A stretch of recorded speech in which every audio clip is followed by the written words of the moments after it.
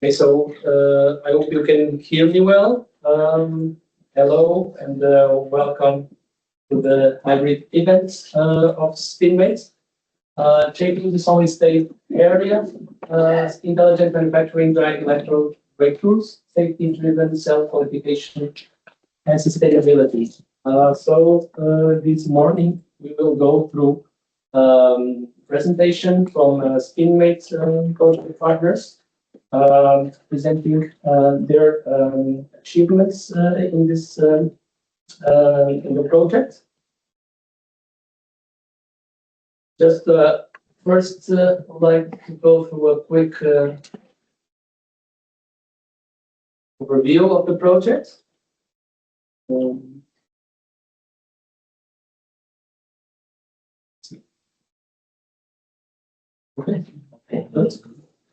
Okay, so regarding SPINMATE, so SPINMATE is a research and innovation action which started in 2022.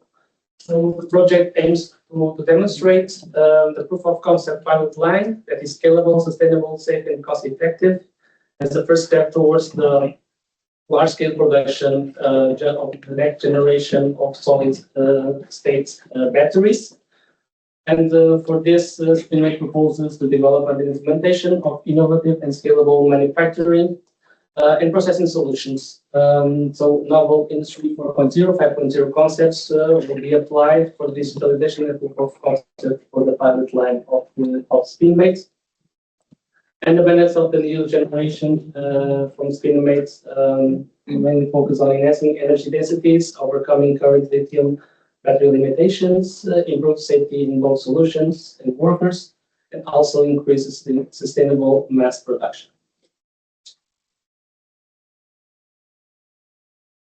So the consortium of SPINMATE is composed by this group of partners, which Avesta is the leader, and then also includes Fraunhofer, Comau, UBS, Toyota, Citatec, CEA, CIC, Arkema, Energy, IREC, Serpotec, and Innova. So Innova is the work package leader of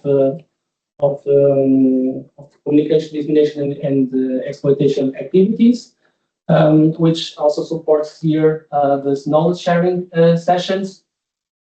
And as also part of the engagement with similar projects, SPINMATE funded promoted this initiative of Solid4B, which is a cluster for collaborative projects that are tackling similar challenges within this project, and the aim stands to create these partnerships to boost and to increase the impacts of such technologies, specifically for the solid-state batteries in the EV sector.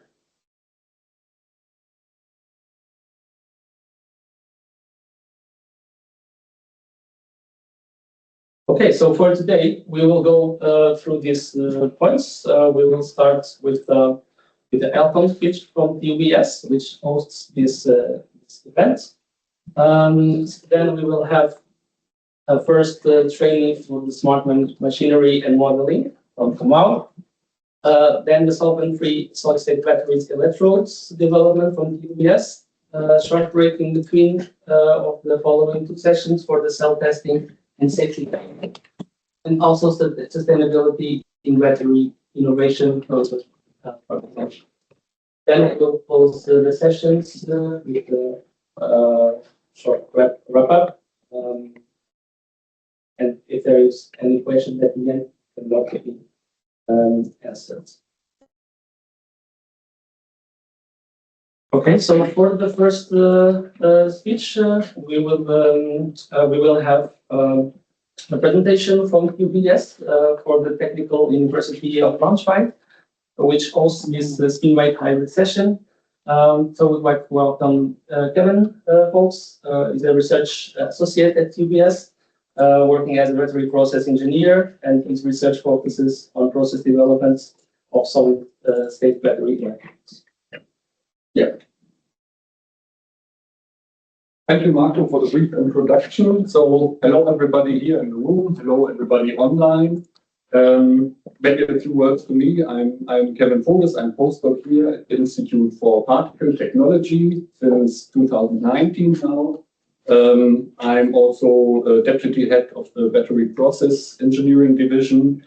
And the reason why I'm here today and not Professor Quade is because he's unfortunately on a long-planned other event with the Taiwanese collaboration. So therefore, unfortunately, I cannot give this presentation by himself.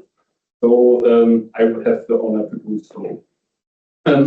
Yeah, as mentioned, we are the Institute for Particle Technology. We are quite a big institute with about 130 people working here. That means technicians, scientists, and also people for Verwaltung. What we are doing is, of course, teaching as a university institute. This is always part of our work. And we are divided in 6 different subdivisions, so to say.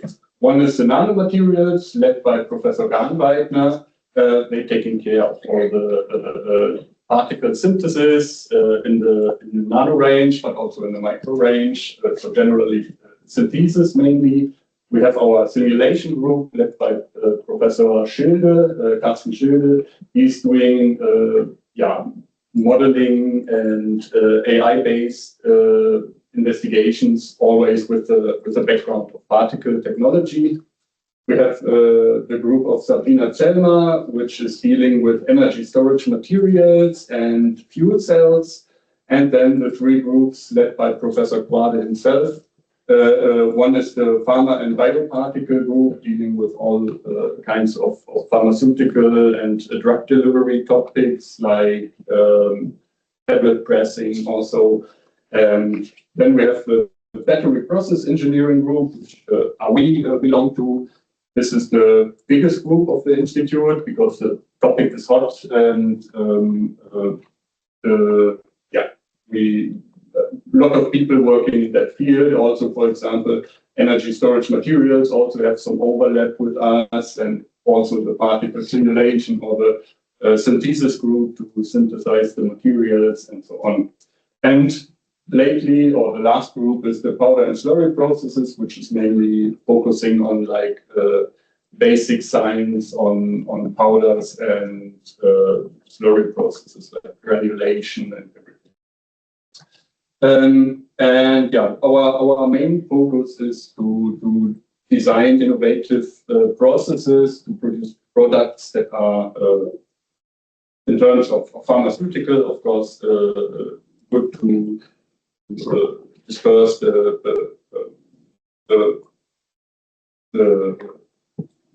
healthy stuff between the pills.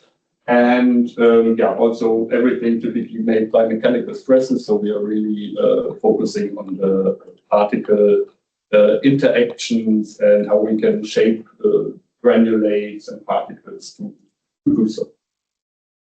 Here a little overview. Mainly, as I mentioned already, in the pharmaceutical area, it's about do the dosaging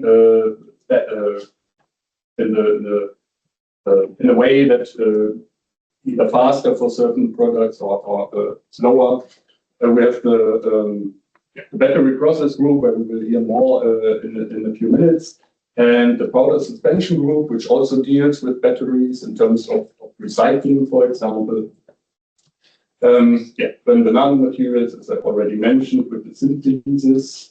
We have the modeling group, which also do mechanistic models, simulation, or AI-based methods.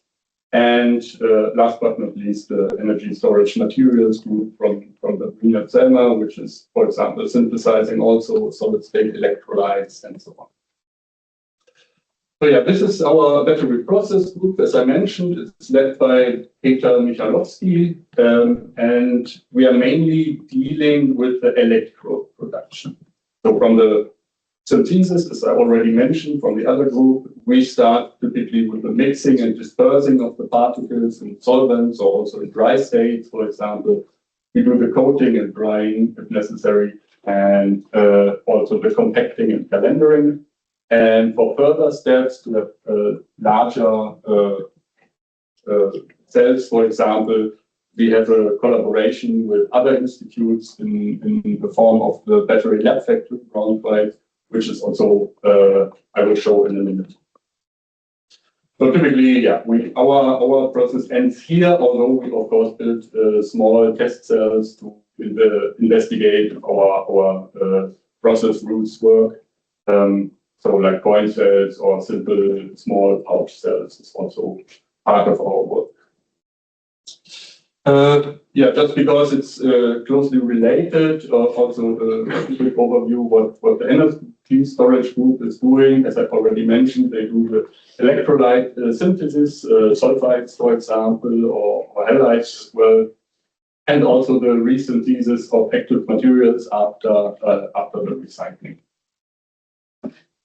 So yeah, we are as an institute, we are located in Braunschweig. We are part of different research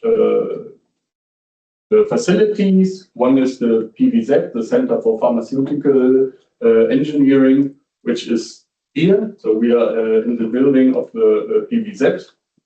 Then we have, as the most important part for us as battery guys, we have the Battery Lab Factory Braunschweig, which is also a combination of different institutes of the university and also other universities and research groups. And last but not least, the Laboratory for Emergent Nanotechnology, the LENA, where our nanotechnology group is located. But now let me say a few words to the Battery Lab Factory, which is like a joint and interdisciplinary research center of the University Braunschweig, but as I said, with other institutes also involved. And our focus is on to close the battery loop, so to say, from the material processing, electrode production, cell assembly, back to the recycling, to have like all the processes in one house, so to say, and to combine the advantages of different institutes and partners to one large research center. Oh, sorry. Yeah. So maybe a few words on the history of the Battery Lab Factory. The first work was started in 2007 by a PhD student, Wolfgang Haselreder. He did the first experiments here. And soon they got the project Litorec, which is about the recycling of batteries. So we didn't start with the production, but from the back with the recycling.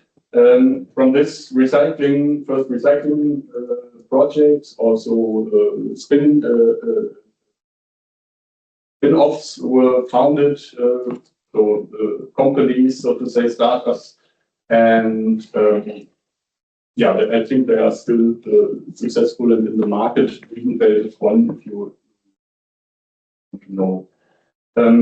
Yeah, afterwards we got an EFRE project, so also financed by the EU, so that we could buy a dry room, which is at certain points definitely necessary for battery production.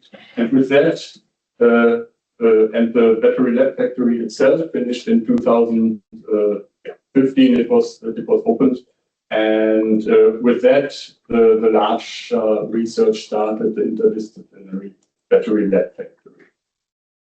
Yeah, then afterwards, we directly got a few big clusters, for example, Procell, which some of you may know. It's a German cluster for battery cell production, like conventional lithium-ion batteries still, to improve the production.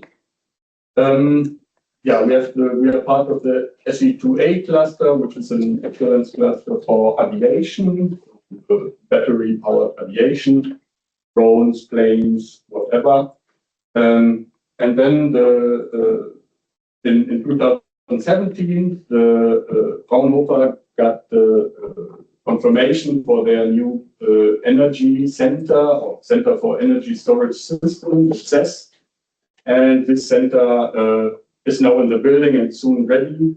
So probably next year it will be opened. Then we have, since 2018, we established the IBPC, which some of you also know or have been already. It's the battery production conference, as it says. It's all about the manufacturing of batteries. And then some more steps, some more clusters we got. We get a graduate school for circular production of batteries. We are part, and I think now even leading the Lead Planet consortium, or at least Professor Quade is part of the leaderboard. And in 2023, our circular lab was opened, which is the lab for large-scale production. So we have our large lab coaters, our large pilot line there, and also large recycling plants in pilot scale to investigate the recycling. And for us, the most important is since 2025, there was the cornerstone ceremony. So we got it approved, I think, in 2022, that we will also get a new center for battery production, the Center for Circular Production of Next Batteries and Fuel Cells, which is mainly dealing with post-lithium-ion battery topics. The battery lab factory itself is composed, as I mentioned, of different fields, combining different strengths of the institutes. The executive board is more or less led by Professor Quade, but also Daniel Schröder from. So the leaderboard is completely from QBS professors. Christoph Hermann from IWF, Thomas Pengler from AIP, and Daniel Schröder from INES. And also TU Clausthal is part of the battery lab factory, the Fraunhofer ISD, for example, PTB, or the University of Hamburg. What we have is, one figure is missing here, I don't know why. Here should be our educational lab, which is still in, or I think it's ready now, but not yet opened officially. This is meant to teach students, for example, how battery processing works. We have also a small continuous coating line there, so that the students can see directly how batteries are produced. At the moment, the battery lab factory has about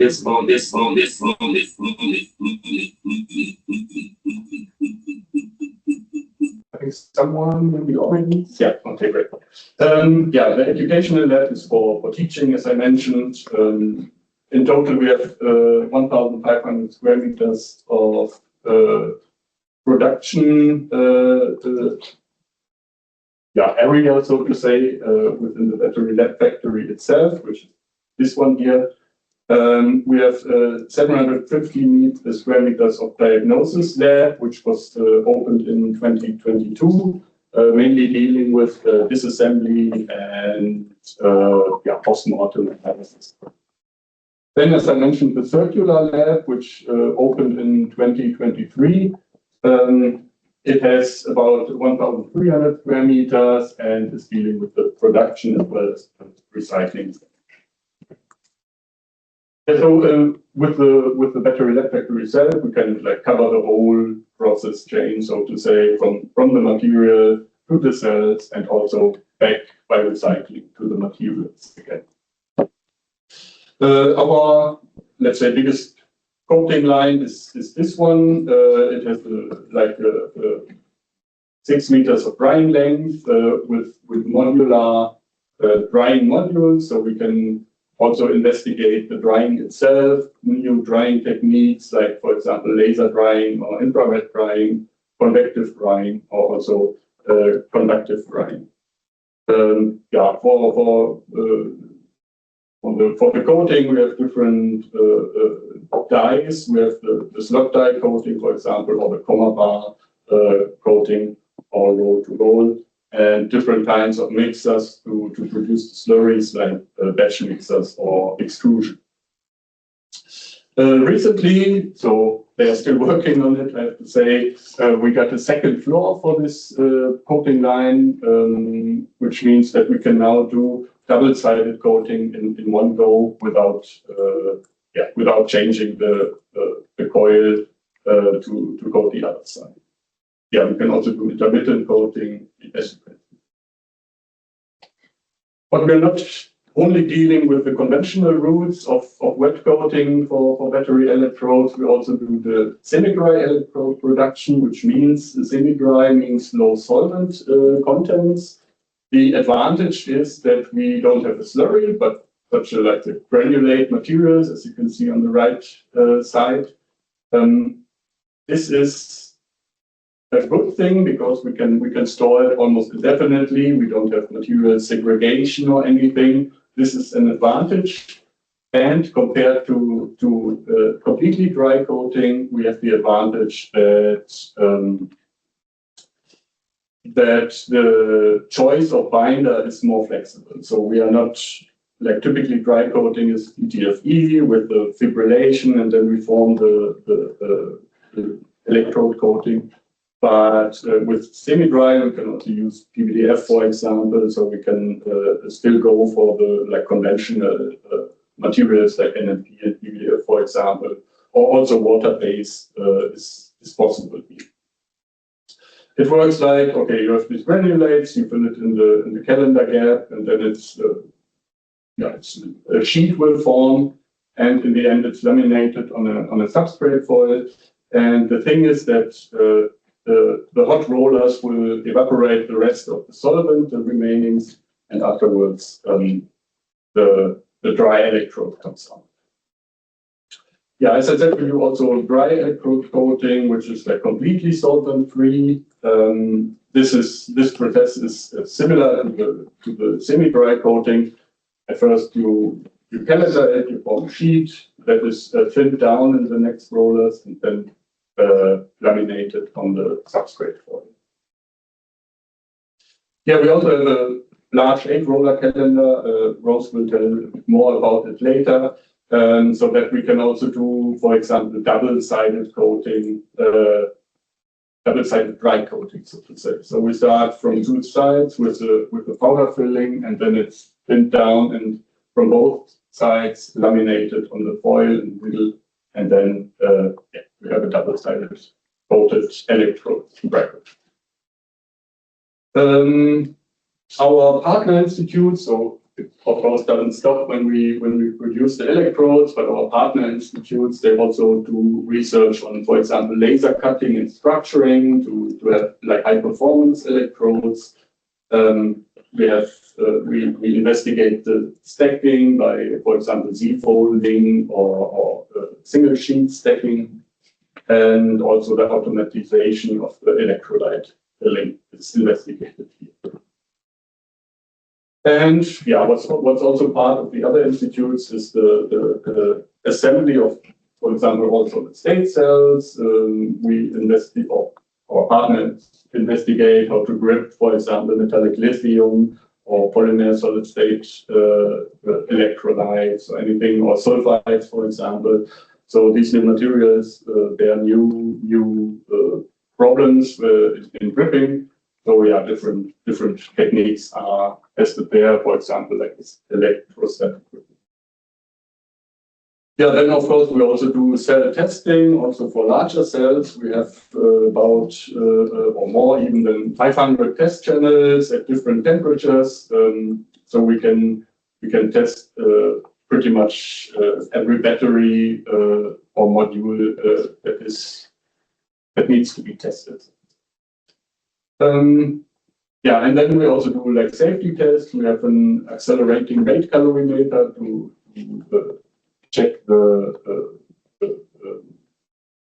temperature, the thermal runaway of the cells, for example. We also have like chamber for nail penetration, for example, or compaction tests of batteries. and directly connected to an FTIR, so we can investigate the released gases as well. And then, as I mentioned, we also have the recycling plant, which is like a quite huge device, about 6 meters high and 10 meters long, and it can shred whole modules, as you can see here from the chamber. You can put in there whole modules. They are shredded under vacuum, so the volatile electrolyte is directly soaked out, so to say, to reduce also the danger of any fire, and can be then collected and refurbished for further use, for example. The hard materials, the solid materials are then going through, are sieved and sifted to divide the foil fraction, for example, from the black mass. And at the end, you get the different fractions and can do, for example, hydrometallurgy by our colleagues from Klaus. Yeah, and of course, we are also doing research on solid-state batteries, for example, sulfides. I leave the polymers a bit out because we will hear the whole day about it. But of course, we are also doing sulfide-based solid-state batteries. We mainly investigate here the mixing and the coating as well. So yeah, especially in solid-state batteries, we know that it's most important to have a good material contacts between active material, the electrolyte, and also the carbon black. And by good premixing conditions, we can reach this and afterwards, in the second step, do the fibrillation of the matrix, so do the dry coating, for example, and then the dry film production in the calendar roll. Yeah, here you can see some results. So with that, for example, already the mixing gives a very good active material usage.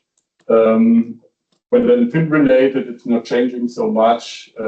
When it's then calendared, it's even getting better. So we can use, we got cells where we can almost use the whole active material in the solid states for sulfides.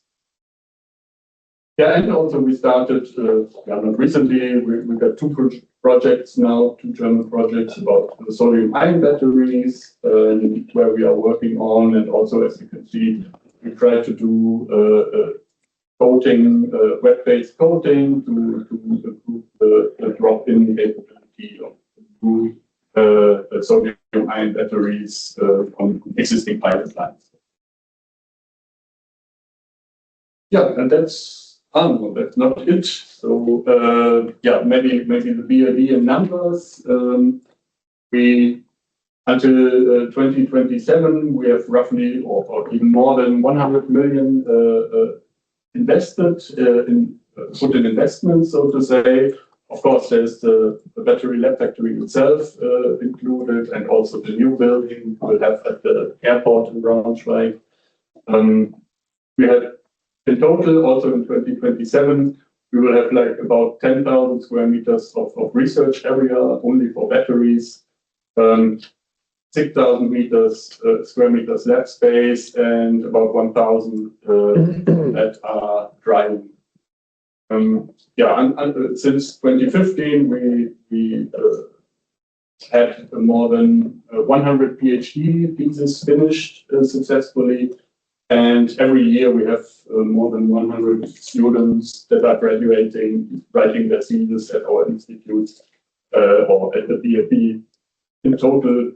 And yeah, more than 100 projects now finished already since 2015, since it was the BFE was funded, and more than 850 published papers.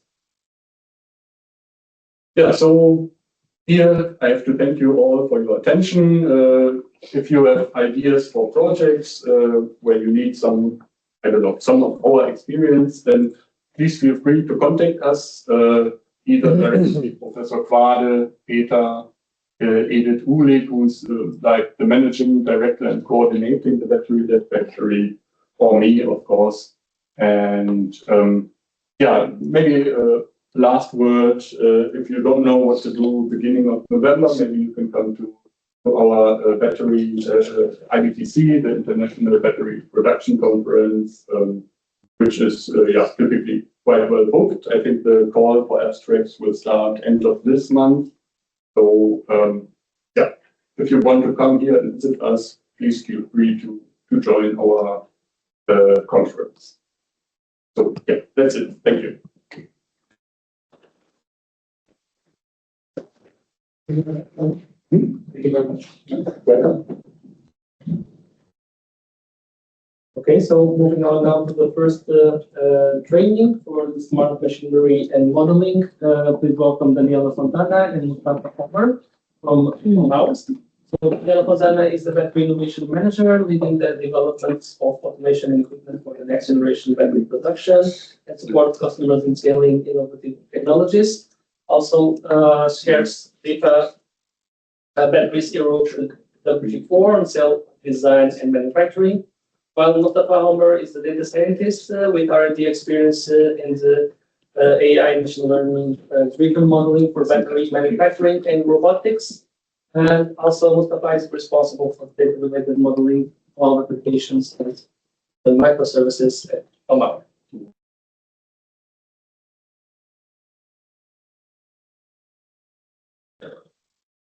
Thank you, Marco, for the introduction. Hello, everybody. Nice to be here. Today, this presentation will be divided in two parts. In the first part, by myself, we will see some challenges in the production of solid-state batteries from the point of view of an equipment provider. And then in the second part, presented by Mustafa, we will talk about digitalization and modeling for battery manufacturing, also looking at some of the achievements of the SPINMATE project. Just a few words about Comau. Comau is a leading automation company in which headquarters in Torino, in the northeast of Italy. It was founded, established more than 50 years ago as a consortium of different automation companies that to reply to the needs of automation for the automotive sector. In these years, we have been growing and growing, and now we are a global company with plants and business divided in all of the regions. And also our business has changed. Of course, the automotive sector continues to be a very important part of our business, but we have also differentiated our applications to other industries, such as, for example, food and beverage, pharmaceuticals, logistics, and e-mobility, with the solutions for the production of e-drives and batteries. Mustafa and myself, we are part of the group that work on the development of automation solutions for batteries.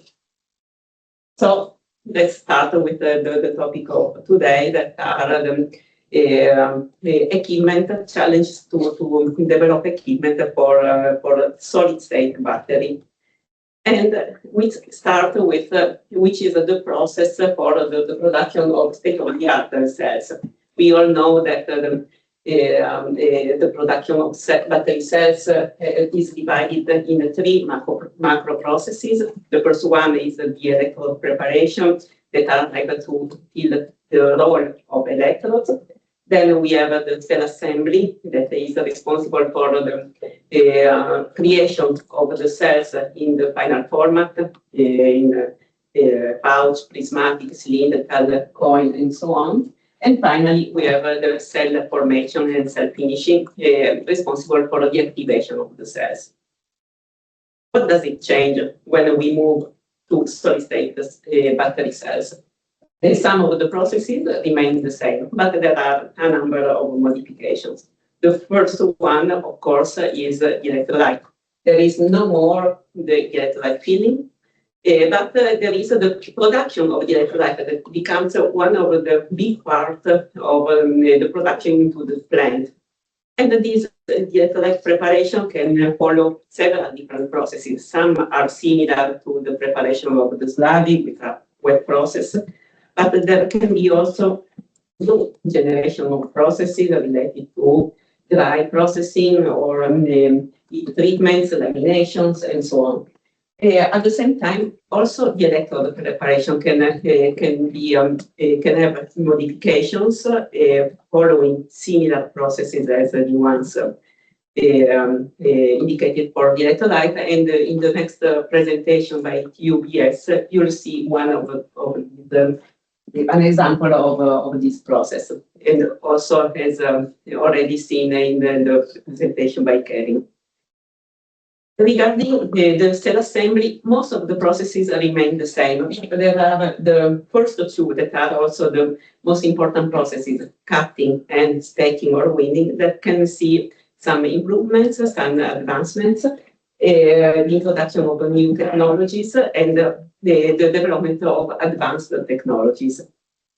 Finally, for the cell formation, this is maybe the process that has less changes from the equipment point of view, but there can be the need of the specific tools, for example, compression trays, to deal with the changes in volume and pressure inside of the cells during the charge and discharge.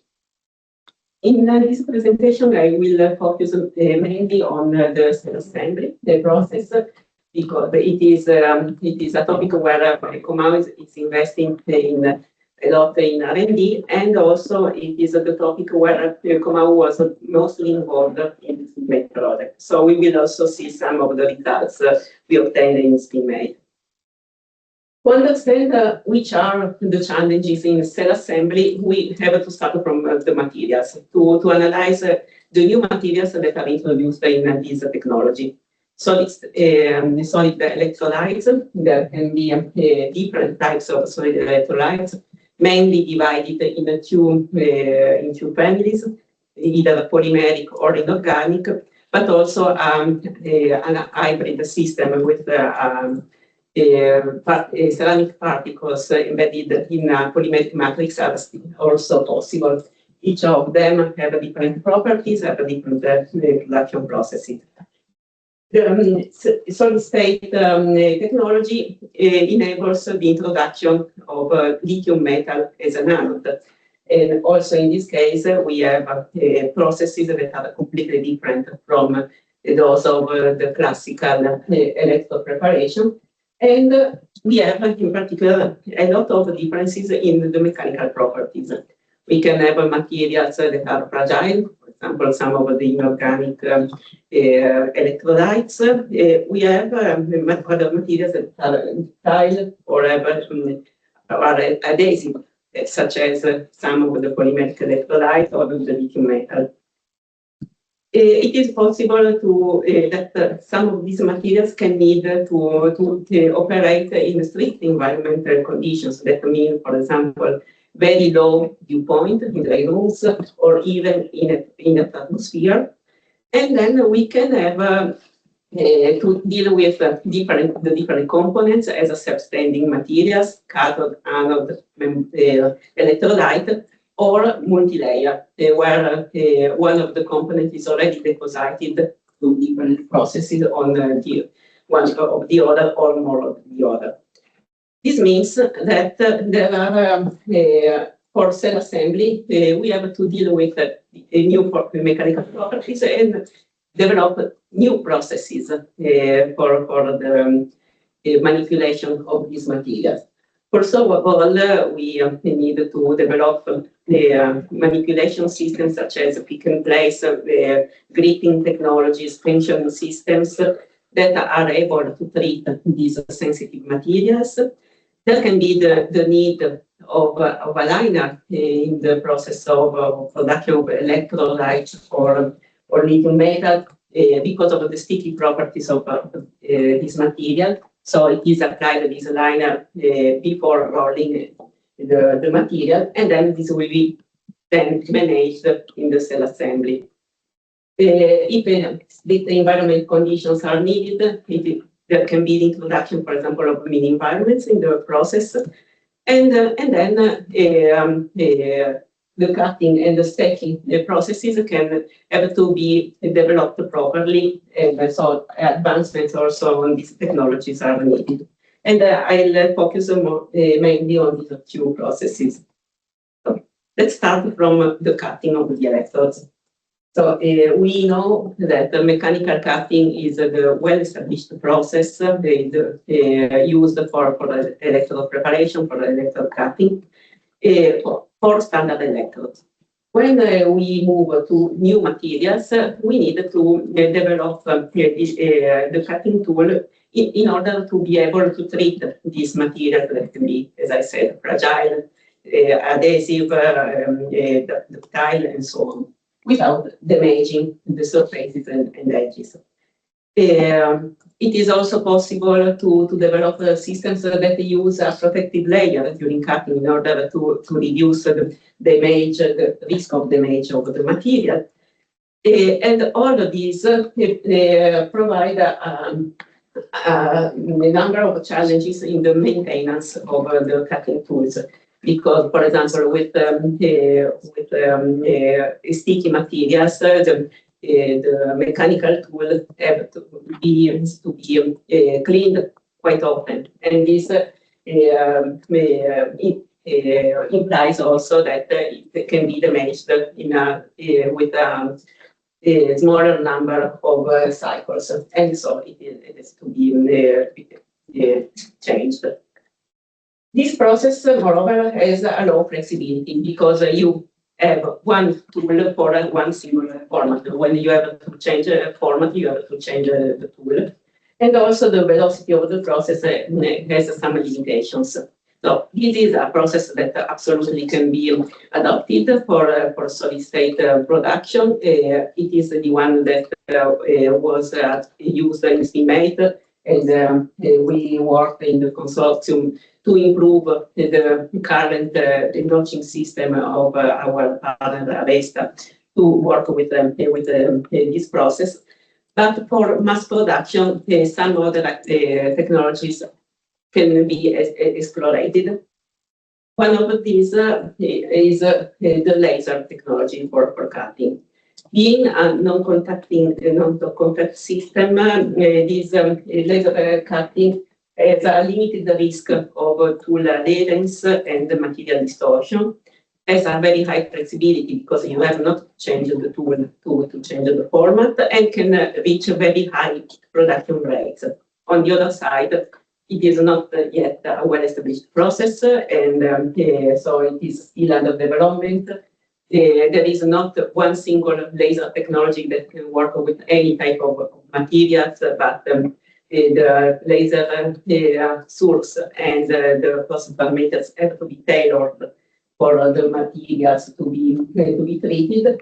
And also it is not very clear today which are the quality gates for this process. So we can see in the cutting that there is a certain heated affected zone, but we don't know if which are the limits, which is the effect of this heated affected zone on the performances of the electrode.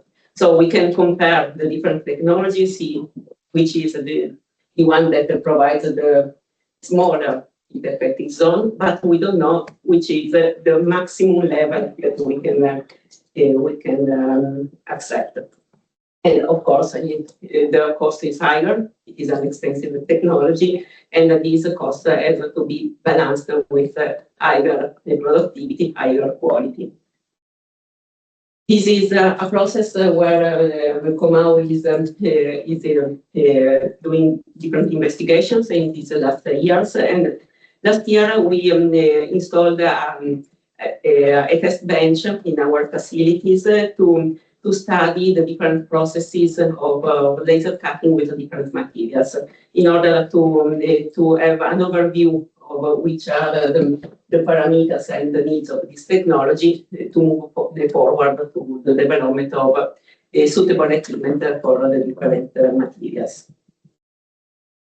Regarding the manipulation and stacking, as I already said, it is important to design proper manipulation tools to deal with the new materials. these manipulation tools include, for example, vacuum pads for the pick and place, the tensioning systems for the rolls, the stacking stage and fingers, and the management of a possible liner. Since some of these materials are ductile or are fragile, sometimes it is not possible to use the classical Z folding or milling technologies. And new advanced stacking systems have to be developed. One of the most promising technology is the single sheet stacking. In this case, you have a high flexibility because you can deal with the single components as well as the multi-layer components. But on the other side, this system has still a limited productivity because it's hard to have a very fast automation that requires for mass production. It is required, for example, to move one sheet every 0.1 seconds. Having also a very high quality in the alignment. The alignment has to be of the order of 1.1, 0.2 millimeters. So developments have to be done on the automation, on the vision and control systems, and on the manipulation. Also here, in this case, Command is working, is active in the development of single sheet stacking. Last year, we installed in our facilities a test bench to study the different manipulation technologies, stacking stage, and in particular, fast automation and high-speed vision systems. And within SPINMATE, we have studied the manipulation of the materials with the development of vacuum pads and the stacking stage able to work with polymeric light and lithium metal anode, and also the vision system that enables the optimal vision also for semi-transparent materials such as the polymeric membrane. We have installed, we have developed this stacking manual guided stacking bench that will be used to produce the prototype cells for SPINMATE. And in this way, we will validate all of the technologies developed now. So, to conclude, we have seen that from the solid state battery manufacturing, the challenges arrive from the materials, and we have seen that for cell assembly in SPINMATE we did important improvements because we developed different manipulation tools that have been then applied to the stacking bench, and the results, the final results of the test that will be performed in the last months of SPINMATE will provide us all the inputs to create a strategy to develop a complete cell assembly integrated line. With this, I'm finished. I leave the floor to my colleague Mustafa. Thank you. Thank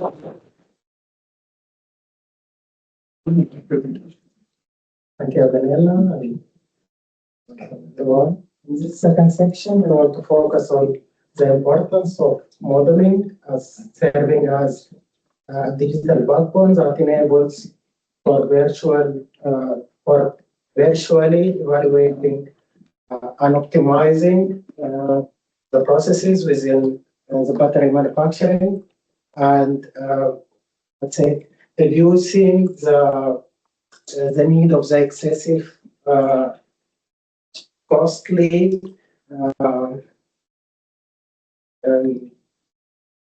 empirical scaling of the processes, which is a waste of material, time, and it's a cost, and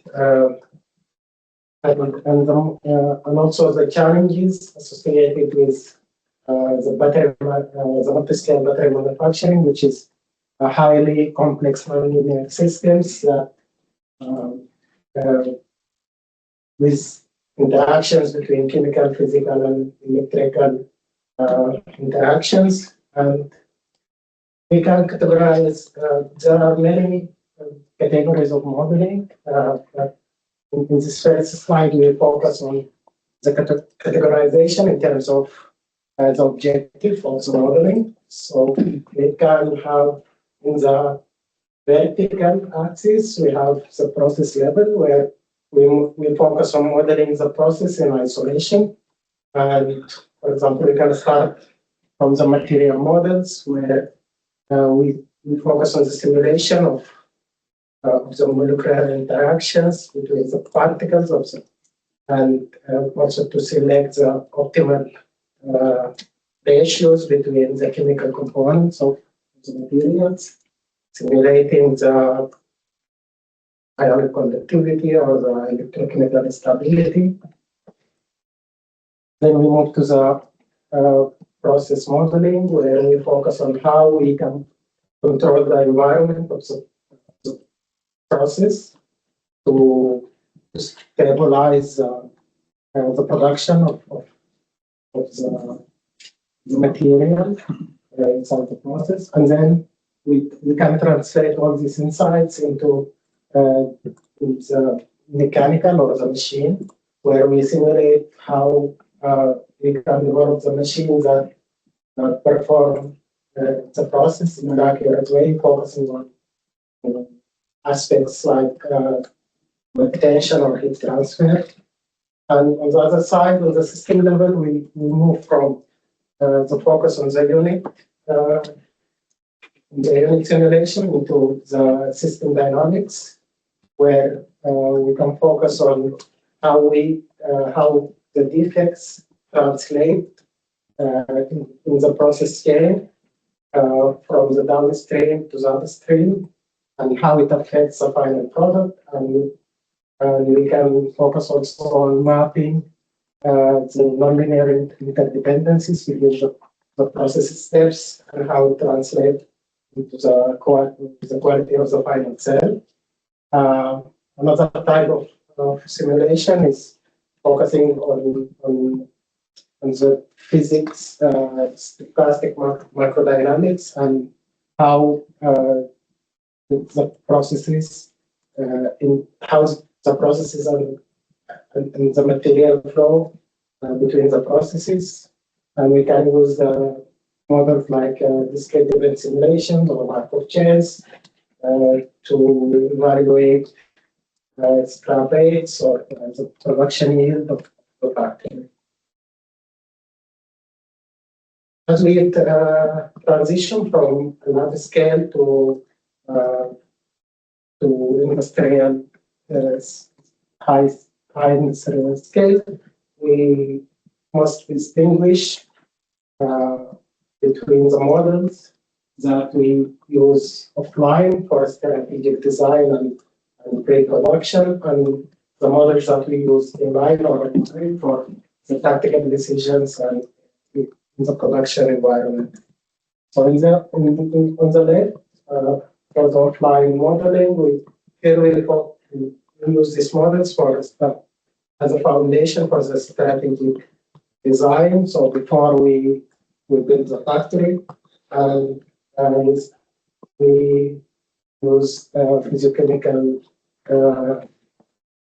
we use atomistic and multi-scale simulations for define the chemistry and predict the interface kinetics. And we can also use discrete event simulations, as we saw, to define our optimal layout of the factory and define the target throughput and the number of machines and so on.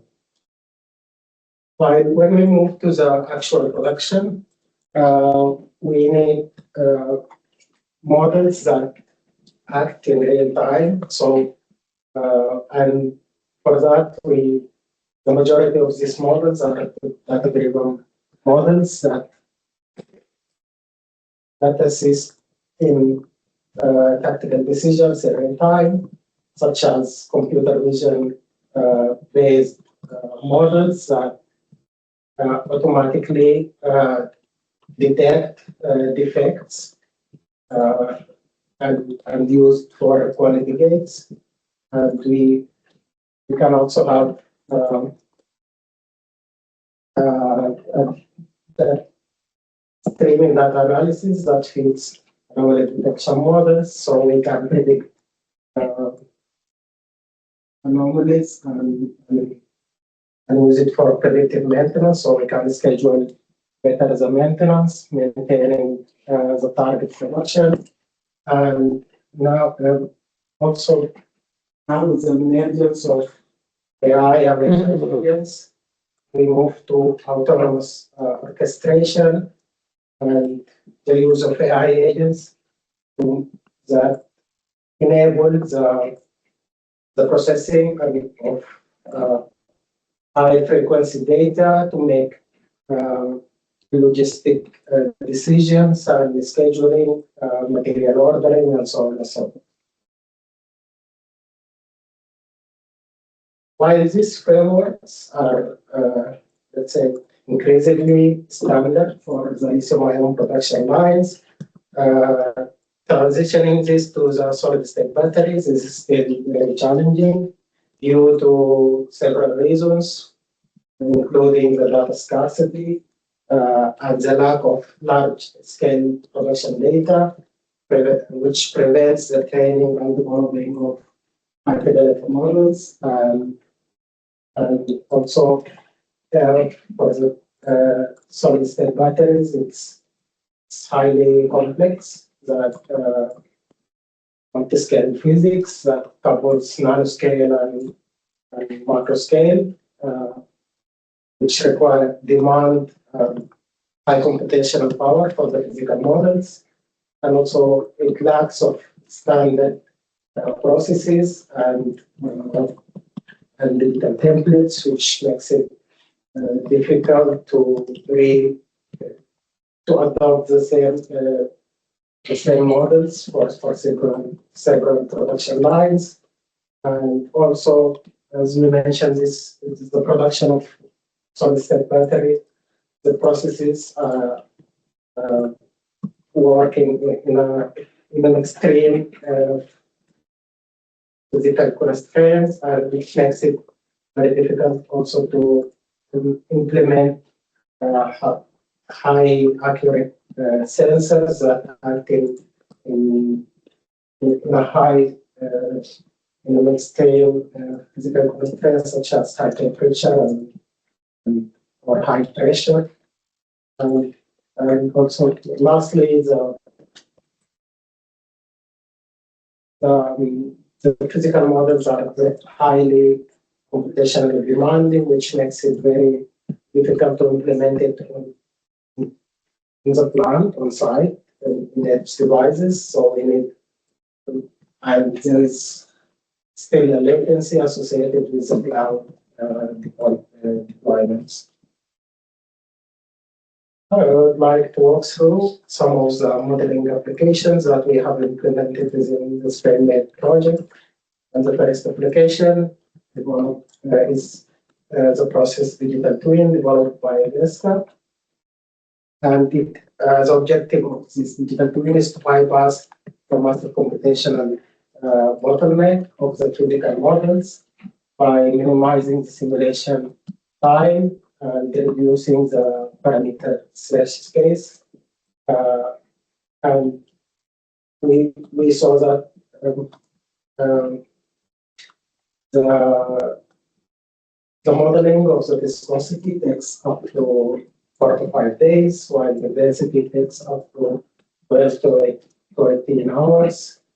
And so the research team of Vesca started by first focusing on the optimization of the force field parameters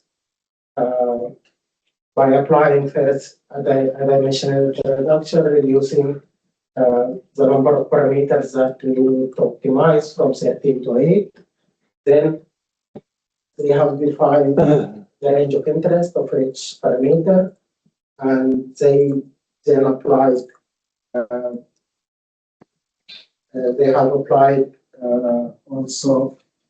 They initialized latent hypercubic sampling to design the experiments, the initial experiments, which then applied in the active learning loop. As we see, we start from by selecting the initial experiments, and then we perform the simulations of the quartz grain dynamics. Then we label our data set. We start with very few samples. Then this data set was used to, this labeled data set was used to train machine learning models, which then used to select the best candidates by balancing between the exploitation, where we focus on reaching specific physical characteristics, and then while the exploration is exploiting the areas where the model is uncertain. And then we perform this loop while tracking this loop, increasing the data set and increasing the training data set for the model, while retraining the model to achieve higher accuracies. The second application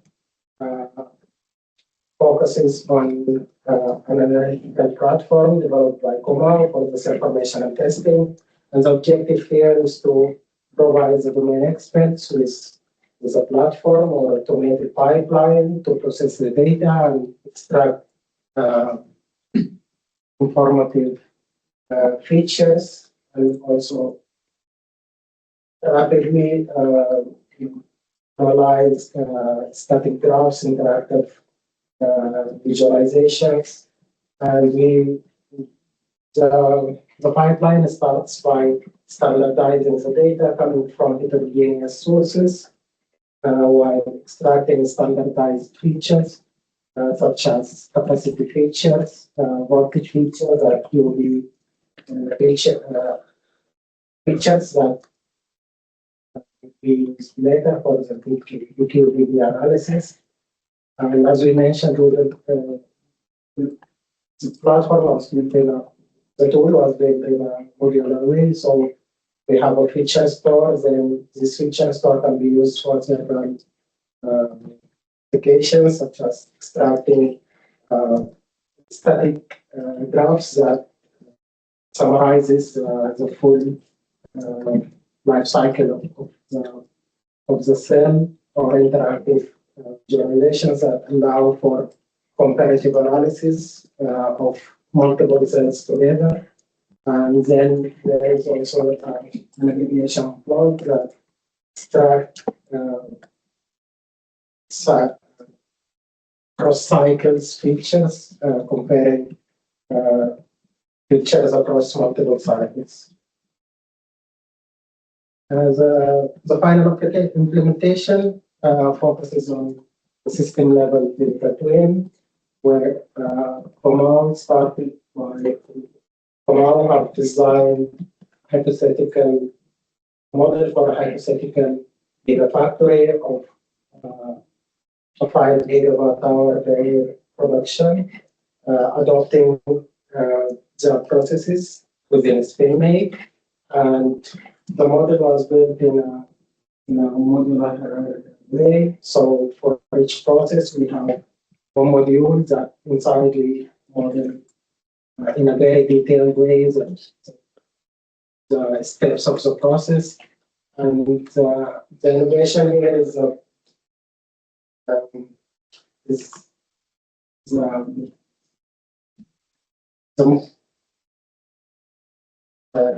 modeling of the hybrid nature of the production chain, which starts by continuous processes and control processes or batch process.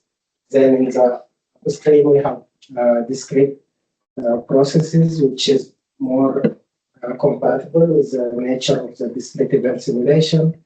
And and once we build the model allows for the traceability of the produced cells, number of rewards, and full traceability of the material flow between the processes, and also it allows for production line analysis, so the validation of the layout, the validation of the number of equipments needed for each process, also the design and dimensioning of some buffers between the processes, and more importantly, the cycle times of each process and the production area. So, include, we have seen the challenges of the modeling in the SSP production lines, and we saw how we developed. We try to mitigate the physical simulation from computationally the demand of the physical simulators requires computational power by adopting the active learning frameworks, and we saw how we mitigate the lack of standardization and the heterogeneity of the data by developing the analytical tools to standardize the feature extraction and facilitate for speed up the analysis. We saw how we also can mitigate the complexity of integrating the new machines and processes into functional production line by simulating the line and create the green to validate and integrate the machines. Thank you.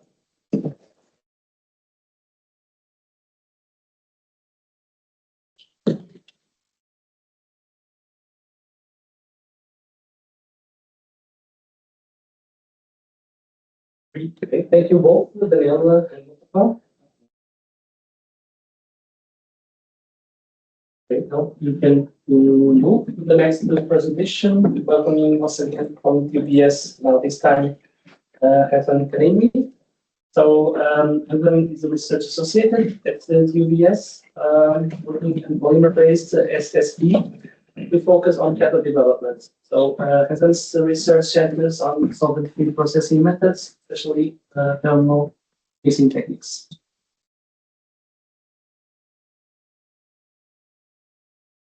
Hello, everyone. Thank you, Marco, for the introduction.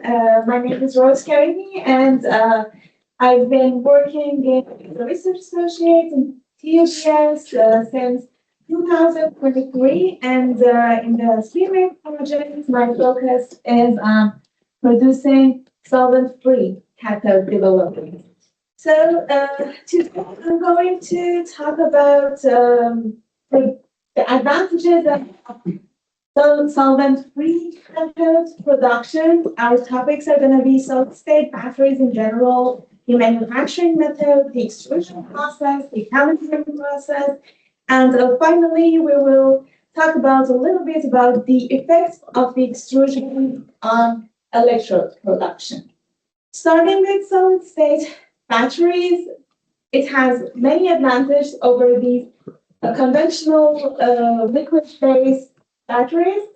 As we are in these types of batteries, we would eliminate the liquid electrolyte, and definitely the safety margins has enhanced due to prevention of some phenomena like leakage and many more safety risks that it has. So SSBs has good thermal, mechanical, and also electrochemical stabilities, and due to their compaction, so they definitely have higher energy density, and they are very useful in bipolar stacking. Definitely, every advantage has some disadvantages, like the interfacial stability that we are facing in solid-state batteries, and also these processes are so dependent on the microstructure that we get through the mixing. Different types of solid electrolytes are available, like inorganic electrolytes, like sulfides or oxides, polymeric electrolytes, and composite electrolytes. Every of them have disadvantages, advantages, but our focus on SPINMATE is more on polymer-based solid-state batteries. These types of electrolytes has solved many technical and safety risks that we have due to the presence of polymer and the choice of having high mechanical stable polymer. Definitely, we can increase this ability within our electrolytes, and also we have acceptable electrochemical window in these kinds of electrolytes. And as a share of these electrolytes are being used within the cathode, so definitely the interface compatibility has increased. Their field information are very easier in comparison to other types, and also they are very easy to be processed and also be scaled up. Our next topic is going to be about the different manufacturing methods that we use to produce our solid-state batteries. We have two types of routes, one wet-based, the other is solvent-free. In the wet-based production method, we have slurry mixing. Mostly it's done like using a dissolver in a company of a solvent, and then we have to coat our produced mixing, and then we have to let it to be dry, that the solvent is evaporated. Finally, we do the calibering, and then the cutting, the electrodes, and then the cell assembly, and finally we have our step. On the other hand, in solvent-free production method, as it's obvious from this name, we don't have any solvents, so we have the step of component mixing still, but then these coating and drying is omitted, and we will go directly to the calendering and then cutting the electrodes and going through the other steps of cell production. As you can see, due to the elimination of solvent, in here we have a more environmental friendly process, and also it's cost and time effective because then you don't have to have another plant to recap your solvent, and it's almost easily scalable. We have different manufacturing methods to produce a solvent-free cathode. One of them is thermal processing, thermal pressing process.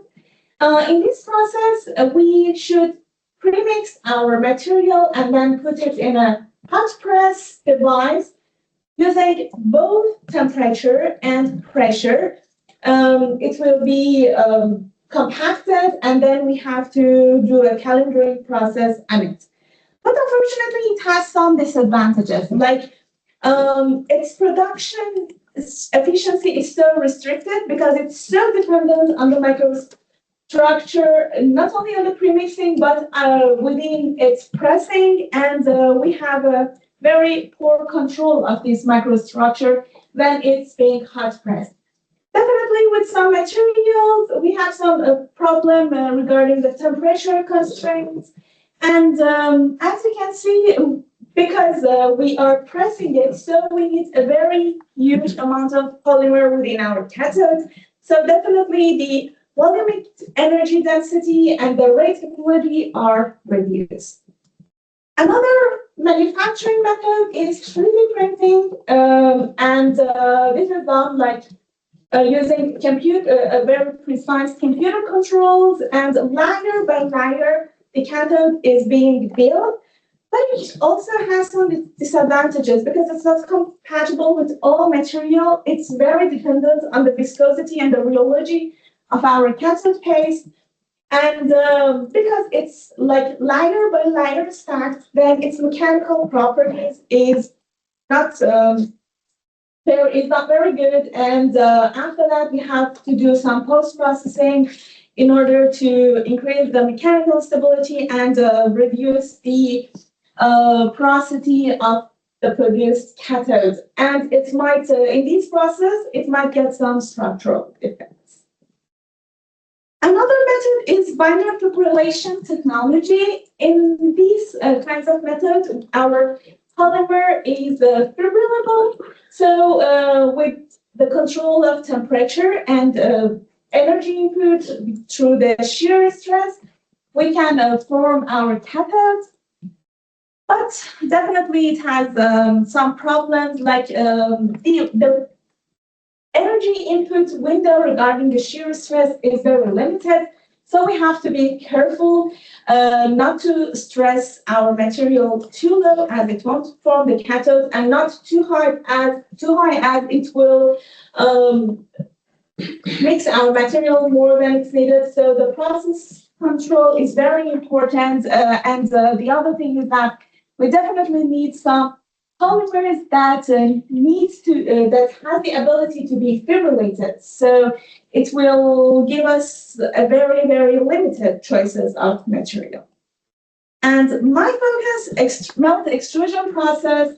In this step, we have all our cathode material within a device named extruder. And as it goes through the length of the extruder, it's experience a thermal and also a shear stress energy input.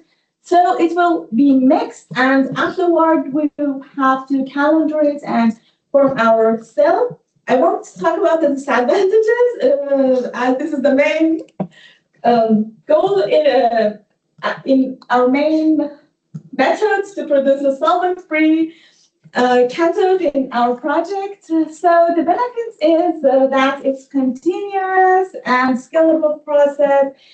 We have a good control on material distribution, and definitely because of the omission of liquid electrolyte and these kinds of stuff, you have a process and energy and time efficiency.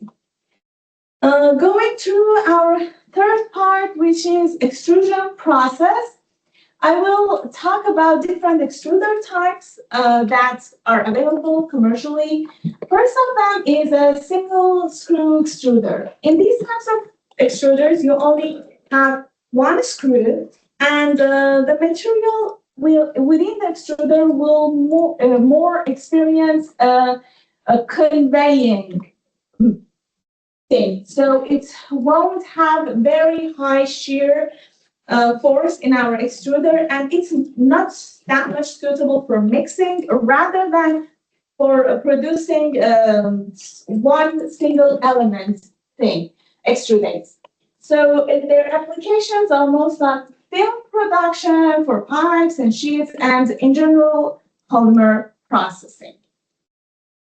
The next type of extruder is twin screw extruder. They are in two types, co-rotating, in which these two screws would rotate in the same direction, and the counter-rotating, which they would rotate on the vice versa directions. They have good energy inputs. I would say that the co-rotating extruders would have higher energy inputs as it will increase their residence time. So mixing in there is a little bit harsher. So in my opinion, the counter-rotating extruders are more suitable for our battery material processing. They are being used in different applications, not only battery, but also, for example, polymer compounding, composites, and even it has some applications in pharmacy. Speaking of the screw in the extruder, we have to put different elements on this screw. So I will introduce you these types of elements. The first one is the mixing elements. The function of this element is to homogenize a little bit the material that is going through. So it will break the agglomerates a little bit and then let it to be forward for the further process. The other element is conveying elements. Within this element, we have the function that our material are being forwarded. So they have low energy input, and depending on the pitch size or the length of our element, then it can move faster or slower.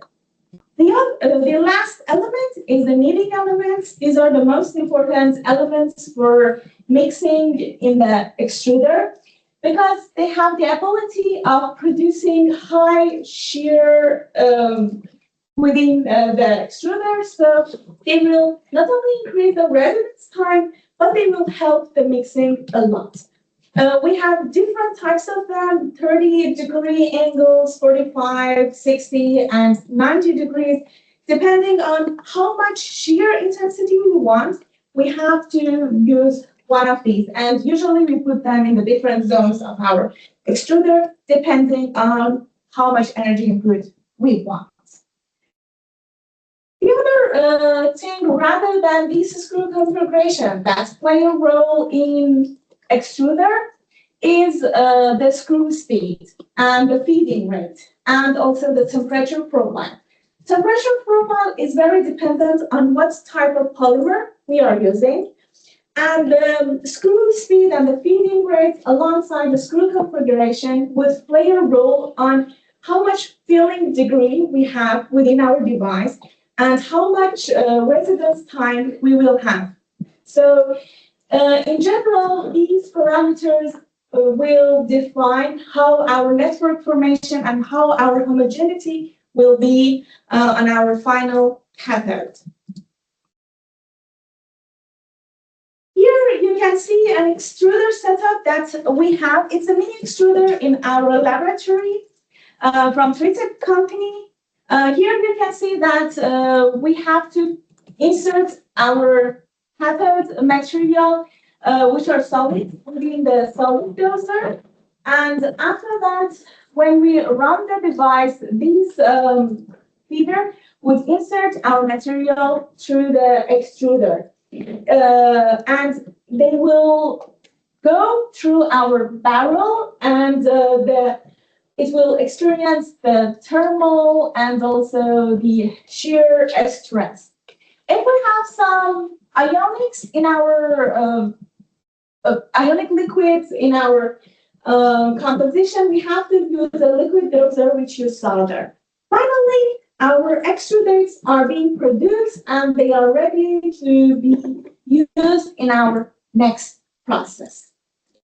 Our next process should be calendared, in which we are using this process to calendar and laminate our extrudates on aluminum foils in case they are cathodes, and you can see that they have different process parameters. The temperature of the rollers can be adjusted according to our polymer that we are using. The gap size alongside the force that we set in this device can define how much the thickness of our final cathode would be. Also, we have the rotational speed of our rollers that can be adjusted in order to get our desired cathode or anode in the end.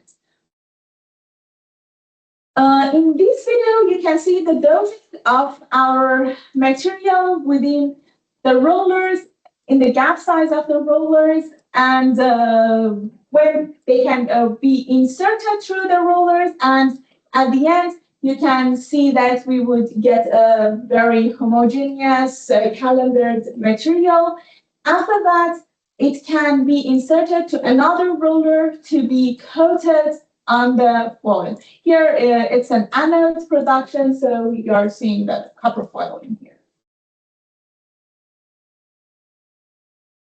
We have different types of calendars, definitely with different amounts of rollers. For example, in our institute, we have 2 roller, 3 roller, also 4 roller, which I have presented the picture, and an 8 roller calendar. What these all do is that they define the compaction and the shear behavior of the material, and then using these roller, we can adjust that how many compression and shear would be inserted to our material, which finally influence as well the characterization of our cathode.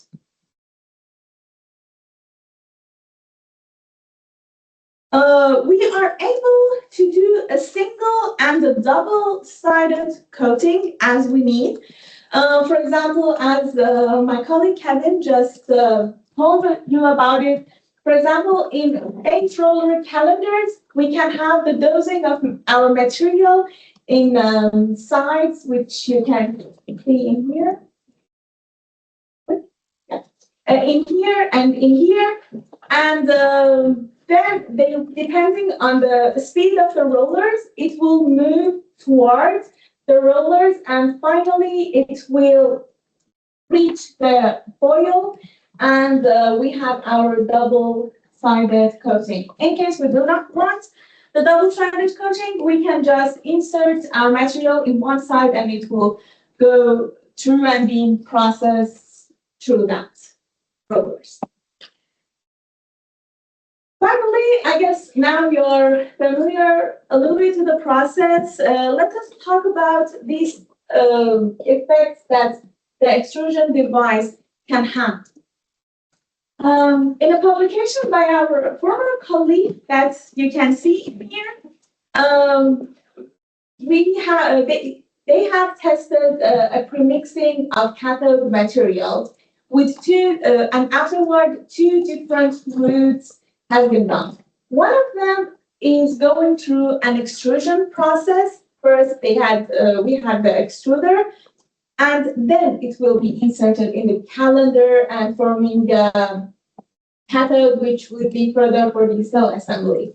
On the other hand, in another route, we have just taken these cathode materials directly inserted in the calender to just check that this extrusion process that we are going through, how much it will affect the final cathode.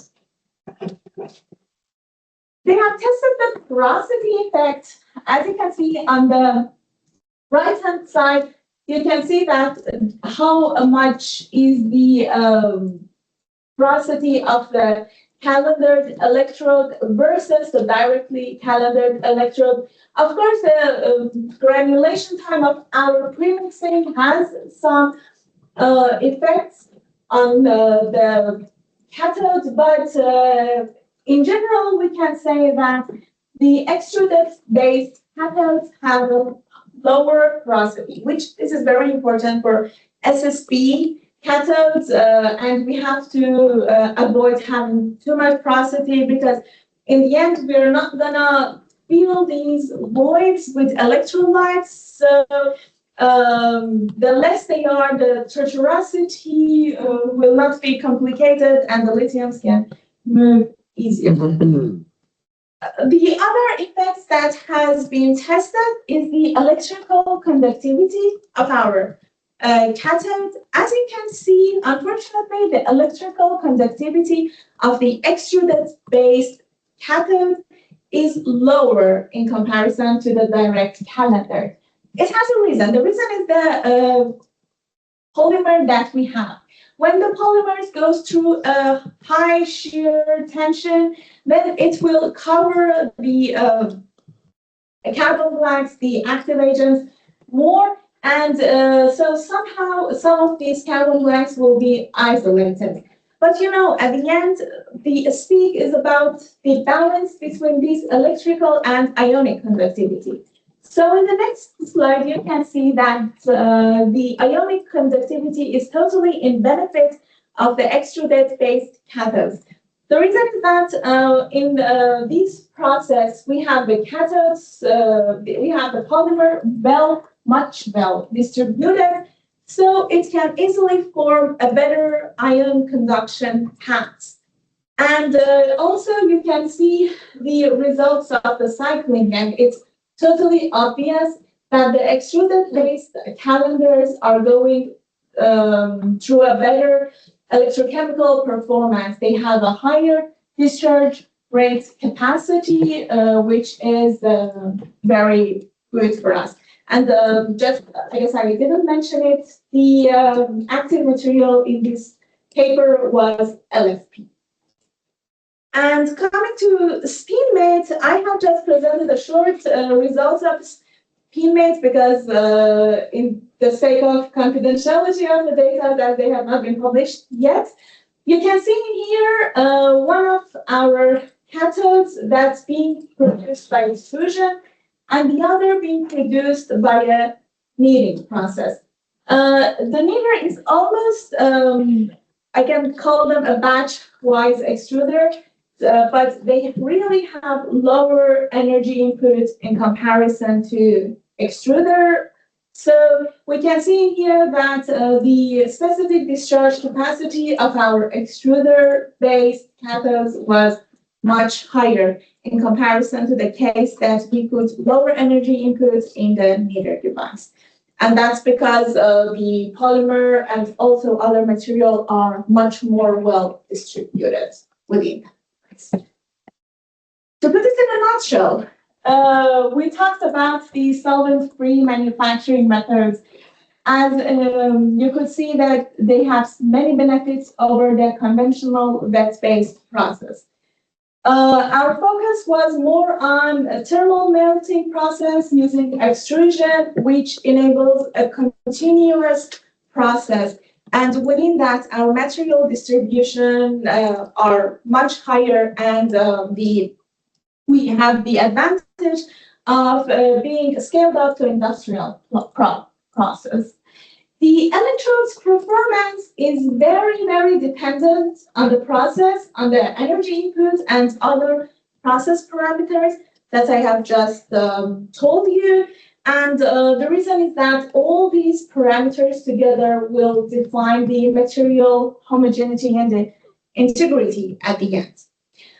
So if we want to scale up from lab to pilot, from pilot to industrial, we have to pay attention to these process control in order to have a very better and successful scale.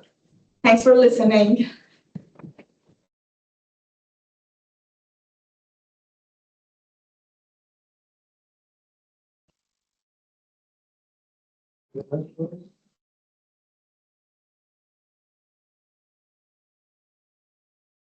Okay, so while we still have 2 minutes before the short break, I'd like to ask the audience if they have some comments or questions to the presenters.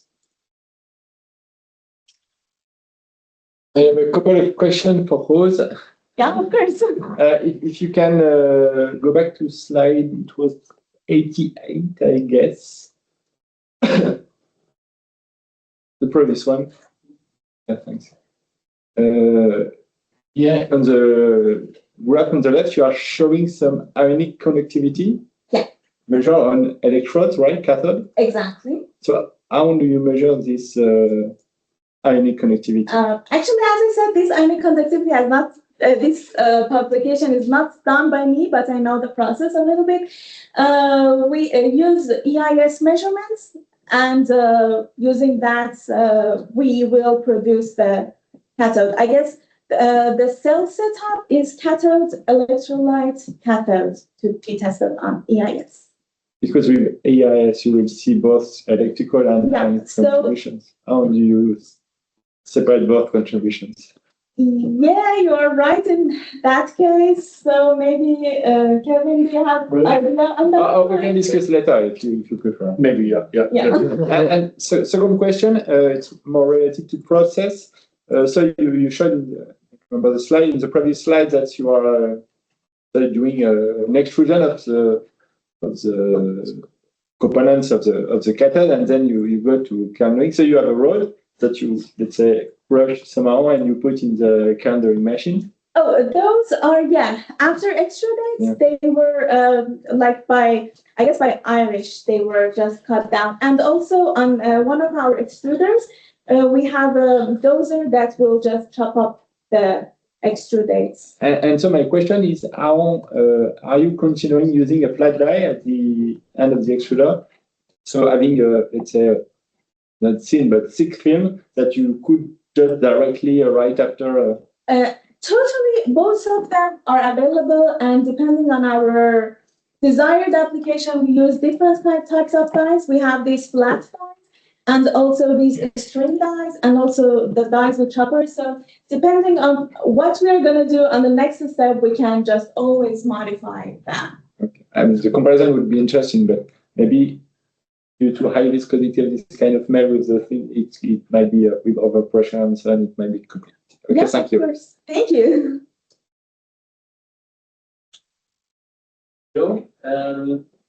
Any other questions or comments also to come our presentation on smart machinery modeling? So maybe I will take the opportunity. I'd like to ask well, both for Daniela and Mustafa, since you pointed out the main challenge and focus on the single sheet stacking, what do you see also for recommend for future researchers also working in this area? What would be the key challenges here to scale up this technology? What would be the trends here, since we are also talking about the low CRL here? Daniela, yes. You can answer from there if you want to.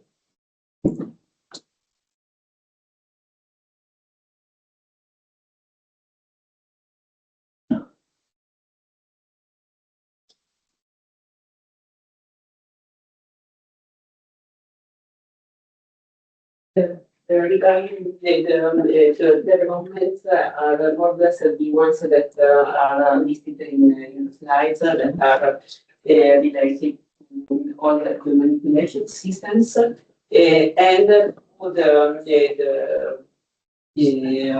high speed of the processes. So a lot of work has to be done and to have a very fast automation enabling that process, because it is a process that is generally used for laboratory and pilot scale, but it is not so easy to be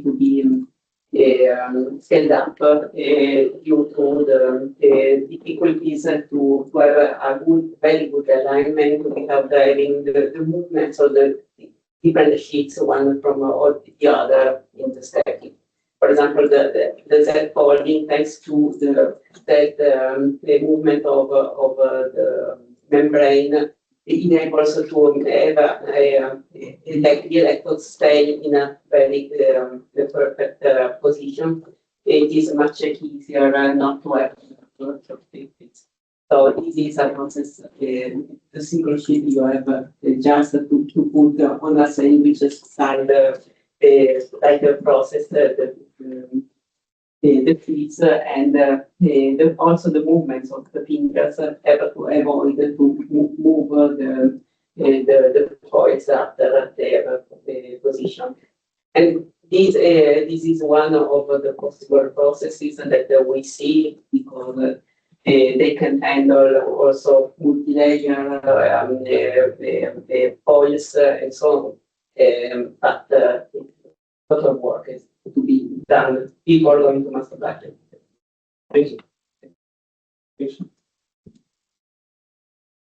I don't know if there's any last comments.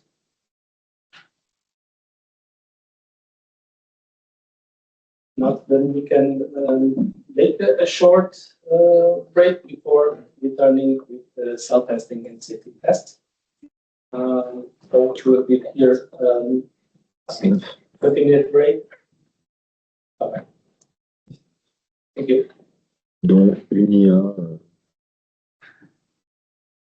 Je sais pas. Sinon, ça va être obligé. Okay, so we're back. So now we will continue with the third training session.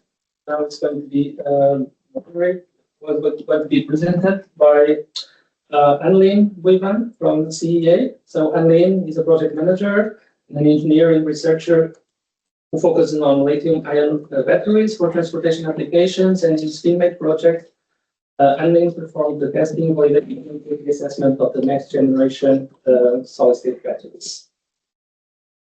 So, Anlene, you ready to implement this? Start. Thank you very much. So hello, everybody. So I'm going to talk to you about the cell testing and the safety test and what we have done in the SPINMATE project also. I have two parts. The first part is a very generic part to give you a global overview upon battery testing. And then we will have a second part dedicated to safety. So for the battery testing part, so I don't know if I can switch the slide directly. Okay, thank you. So what are we talking about when we say battery testing? We have to clarify that first. Battery testing is a very generic term. First, we have to define what is the goal of the test. We have tests to define the design of what we are developing. We have tests to get the parameters for the modeling. We have tests for the measurement of performances during the usage. We have tests for diagnostic, etc., etc. So we have different tests for different goals. Then the second question is, what is the scale of the product you want to test? You want to make some tests on the materials? You want to make some tests at coin cell level, on small cell, large cells, on module or pack, etc., etc. So very different perimeter and scale. Then the third main question is, where are you in the development phase or in the design phase? Are you in the research phase? Are you in the commercialization phase? So you have to qualify this. Are you in A, B, C sample? Well, all these questions to show you that testing is almost everywhere. But my main message is that you have to make the test at all these goals, for all these goals, at all these scales, and for all these development or design phases. Please do your test step by steps, and do not miss any test. Otherwise, you will have low information, and you will certainly have to come back afterwards. Please do all the steps for the test. So for SPINMATE, and in this presentation, we are going to focus on the test for the cells that we have developed in our SPINMATE project.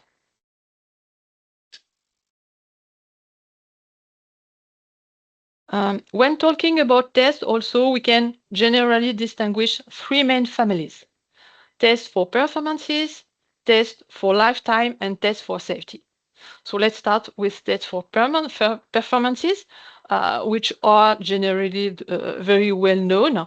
So the goal here is to measure the characteristics of the cells or of the batteries, of course, the capacity, the energy, the power, the nominal voltage, also depending on the chemistry, the internal resistance, and for different conditions, for different C rate, and also sometimes the heating to define the cooling system.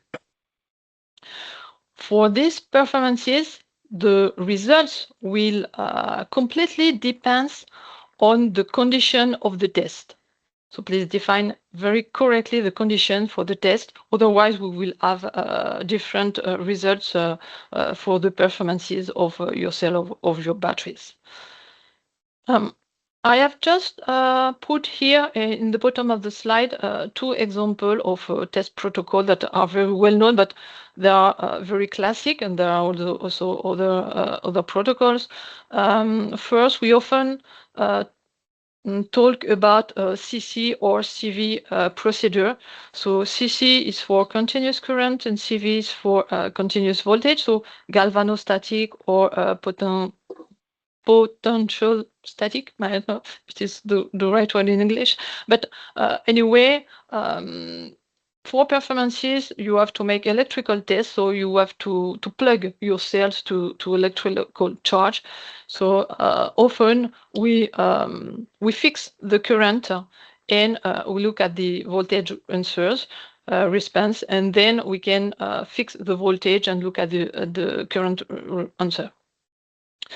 Another very well-known and very well used method is the EIS. So you have heard about it in the previous presentation. So EIS is the electrochemical impedance spectroscopy, and it helps to measure the impedance, so the response, the answer of the product in test, depending on the frequency. So you can have the resistance, and you can have the different resistance and capacity equivalence, for instance, to define a RRC model.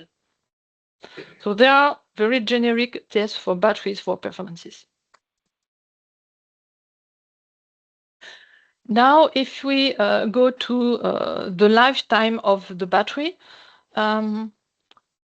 if you look at the picture at the top of the slide, you know that the capacity degrades in function of the aging of the batteries. So we have first quite a quick drop, and it also depends on the formation procedure, then quite a long and almost constant linear degradation during time.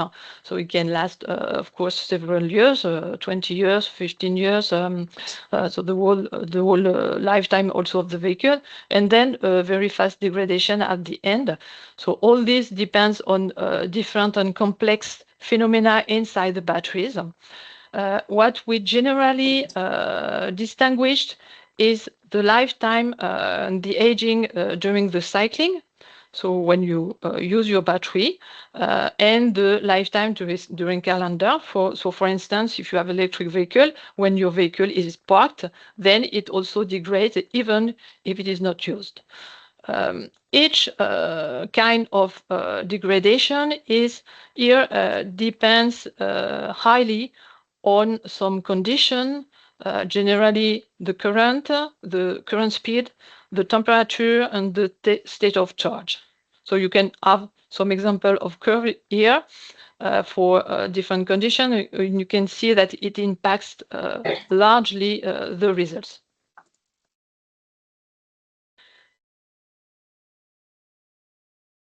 And then for the last family, for the safety, I will not enter into detail here because we will see that in the part 2 of this presentation.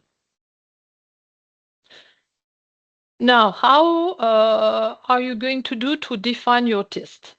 My first advice is to have a look at the regulation and the standards. For battery, there is a very important standard in Europe that is called the Battery European Regulation. So here you have a screenshot of it. It has been updated in 2023, and it gives general rules. So this standard is not directly dedicated to test, but you have some generic information that are requested for the batteries, and especially what are the kind of characteristics and performance and durability requirements, and also some generic things about safety.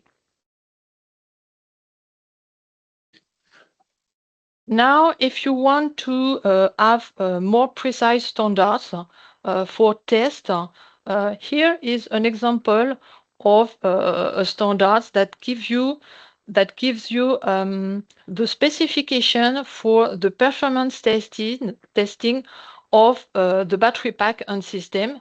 So for electric vehicles, this is the ISO 20405. There are different parts. Here I have put the picture for part 4, which is about the performance testing, and part 3, that is about the safety performance requirements.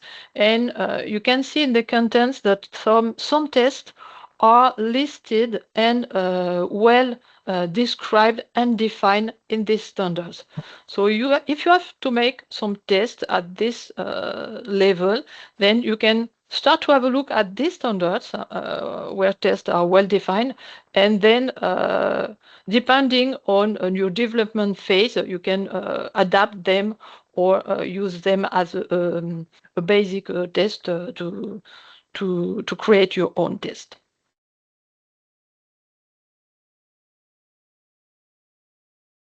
Another standard is more dedicated to test at battery cells level, but also for electric road vehicle. This is the standard called IEC 62660 for lithium ion also battery cells. Here I put the 3 parts of these standards. The part 1 is describes the test on the battery cell for the performance. The part 2 is about the reliability and abuse testing, and the part 3 is about the safety requirements on the cells. So here you can also read the contents of this document and go directly to have a look at them to have some example of well-defined tests that you can apply to your cells on batteries. And finally, for a young engineer, what are the good practice that I recommend to you to define your test? You can see that a test is not defined by one sentence or in 5 minutes. You have to define correctly it and define several things. So the first thing, of course, is what is the goal of your test? Do you want to measure a performance? Do you want to get some parameters measurement? Do you want to assess something for qualification, etc., etc.? But this is really the main point, of course. Then you will have to define what is the product you want to test. Is it a complete product, or is it a support, etc., etc.?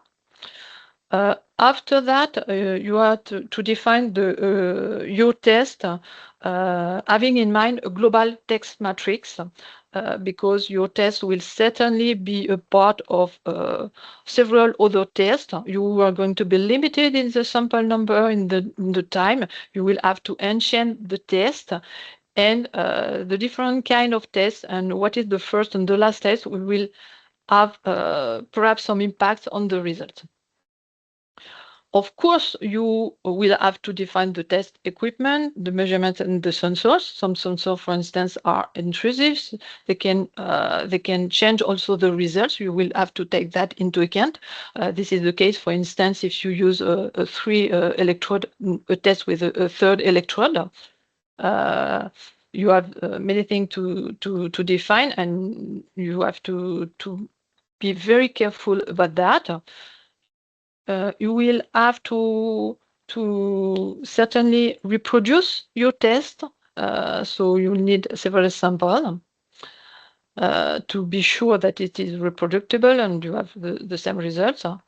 And after that, you will have to define carefully what is the initial state of your test, how you are going to manage the test during the running of the test, what procedure, what control, what duration, but also what are the conditions to stop the test at the end.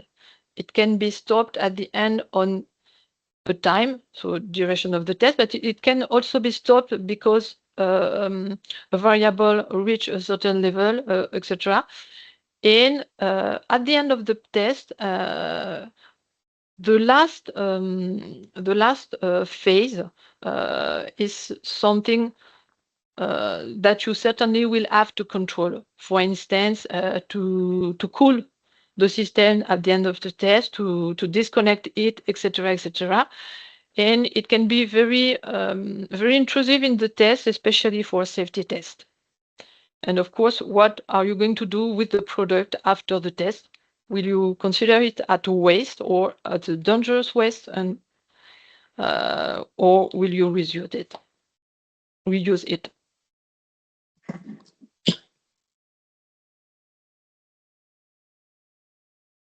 Here are just some very simplified summary of some tests that we have run in SPINMATE for the procedures.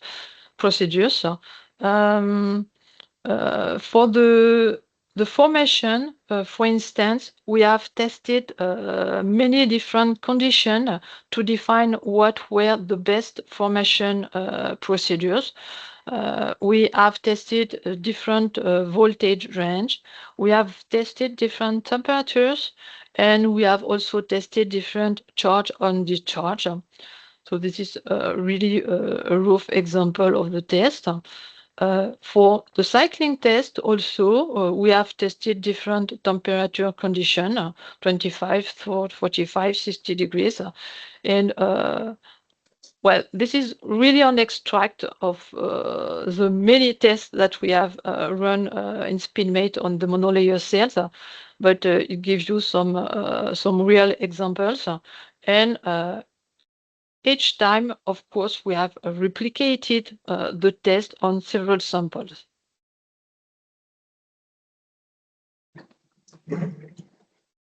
So it was really a generic overview on the different kind of tests, but now let's zoom on the safety tests that are very nice for lithium-ion batteries.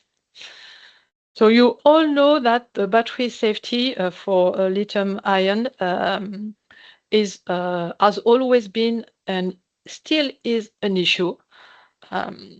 We have problematics for the thermal runaway that can appear in one cell, and also for the thermal runaway propagation between cells inside a wall pack. So here, just a few pictures, but I know that you have all already heard about many different kind of incidental or accidents in buses, in stationary application. On the right, this is an example. You can go to the link, and you will see that this was a battery for satellite, I think, but I will not show you it here, but you can go and see what's happening in this video. It's interesting because you can see that there is a fire, an explosion in the battery, and after that it is very difficult to extinguish the battery because there is the energy inside the battery. So thermal runaway is quite impressive. It may generate some explosion and flame. It's dangerous. It can also propagate to a whole pack system. And when there is a thermal runaway, afterward, it is very complicated to extinguish it in lithium-ion batteries.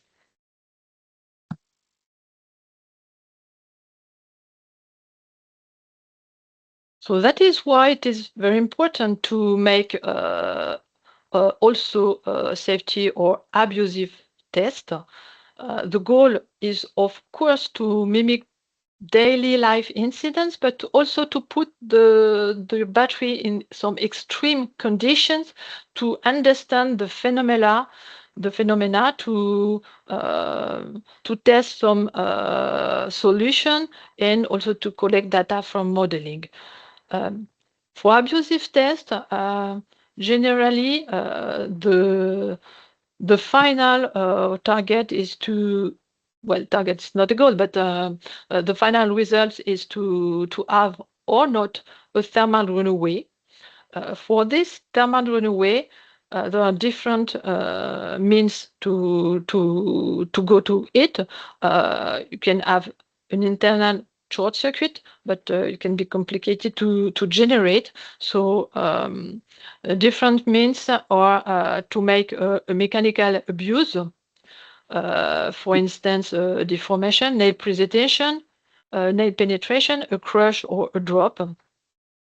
After that, we can also make some electrical tests, so short circuit, overcharge, or cycling out of space. And we can also make some thermal testing with an oven when where we overheat the cell or the battery or put it in a calorimeter. So in the real life, this phenomena can be combined or not, but at the end, what we want to study or to avoid is the thermal runaway.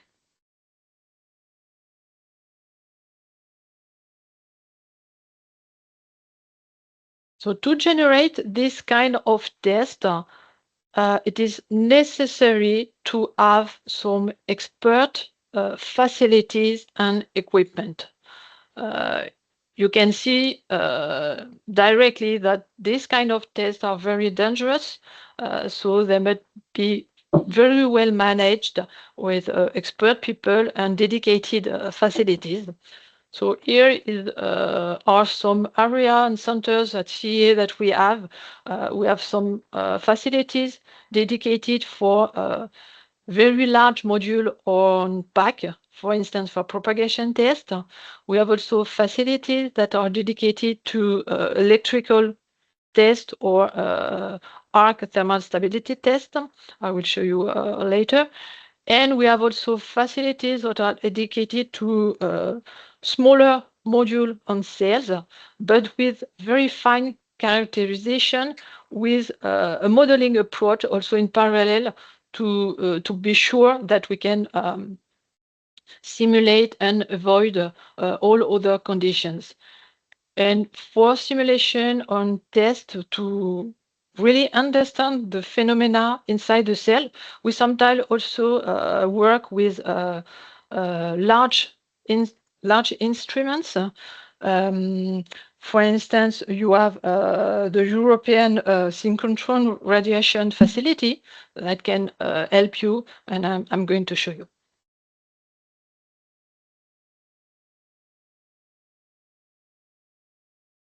But the first question here in SPINMATE project is what about safety for solid state battery? Generally, when we talk about solid state batteries, we have the idea that it is safer because there is no flammable electrolyte. So yes, it is right, but you also have often with a solid state battery a lithium metal anode with the risk of lithium dendrite. We have a very high energy capacity, that is the goal. And also this is still in research phase, so we really need to have further study and validation to be sure of the safety for solid state batteries.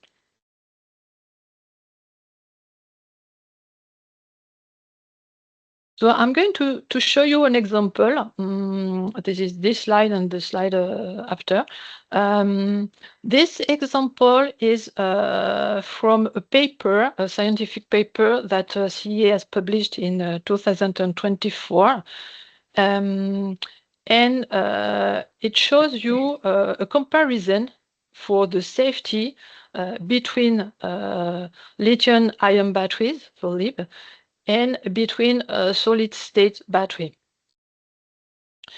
In this paper, we have the results from a test that has been realized with a dedicated experimental setup. So you have the setup on the picture on the bottom left. In this setup, we have two battery cells. A first battery cell that we call the trigger cell. So this is a cylindrical small cell, 3 ampere hours with NMC 811 and silicon graphite. And the goal in this test is to hit this cell, so to trigger it, to trigger the cell, so to hit it at a very high temperature, so that it turns into a thermal runaway. And then we are going to study what's happening. In the setup, we have also added a second cell. So in the case that I'm going to describe, it will be the same cell. This cell is what we call the target cell. The goal is to study the reaction of the target cell if the triggered cell in proximity enters a thermal runaway. This is to represent a combination of cells into a pack and to study the propagation of a cell enter into thermal runaway to other cells. So the other cell represented here with the target cell. So you can see in the setup that you have the trigger cell. We're going to have a look also on the behavior on the target cell. And then we will measure the pressure depending on the time. And we'll try to get a video of all of that. There is also in the setup a safety valve and cylinder. This is to manage the cells and the hot toxic gases, but after the cell. So very important to define the cell, also considering what's happening at the end and after the test. And there is a valve. So I will show you the video afterward, but if you can just come back to the slide before. Yeah, on the left, I directly show you the results, and then we will see what's happening during the video. On this graphic, you have the comparison of the results with the solid-state battery in orange. So RASB is the reconstituted solid-state battery. And you have the comparison with standard lithium-ion battery.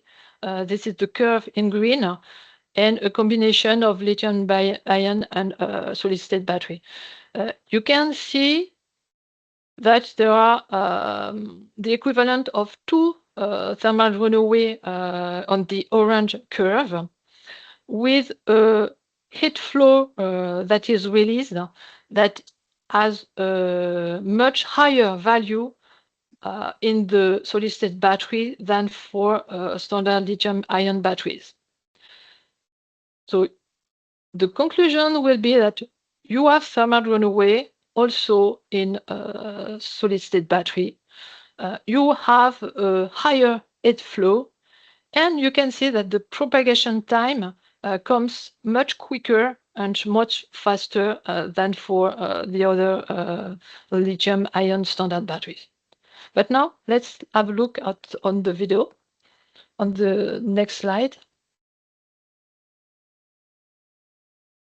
So in the video, you will see two thermal runaway. The first thermal runaway is when the first cell enters into thermal runaway, so this is the trigger cell, and the second is when the target cell enters into thermal runaway, because the first cell has put some ejection upon it. So if you can click on the graph thermal runaway, yeah.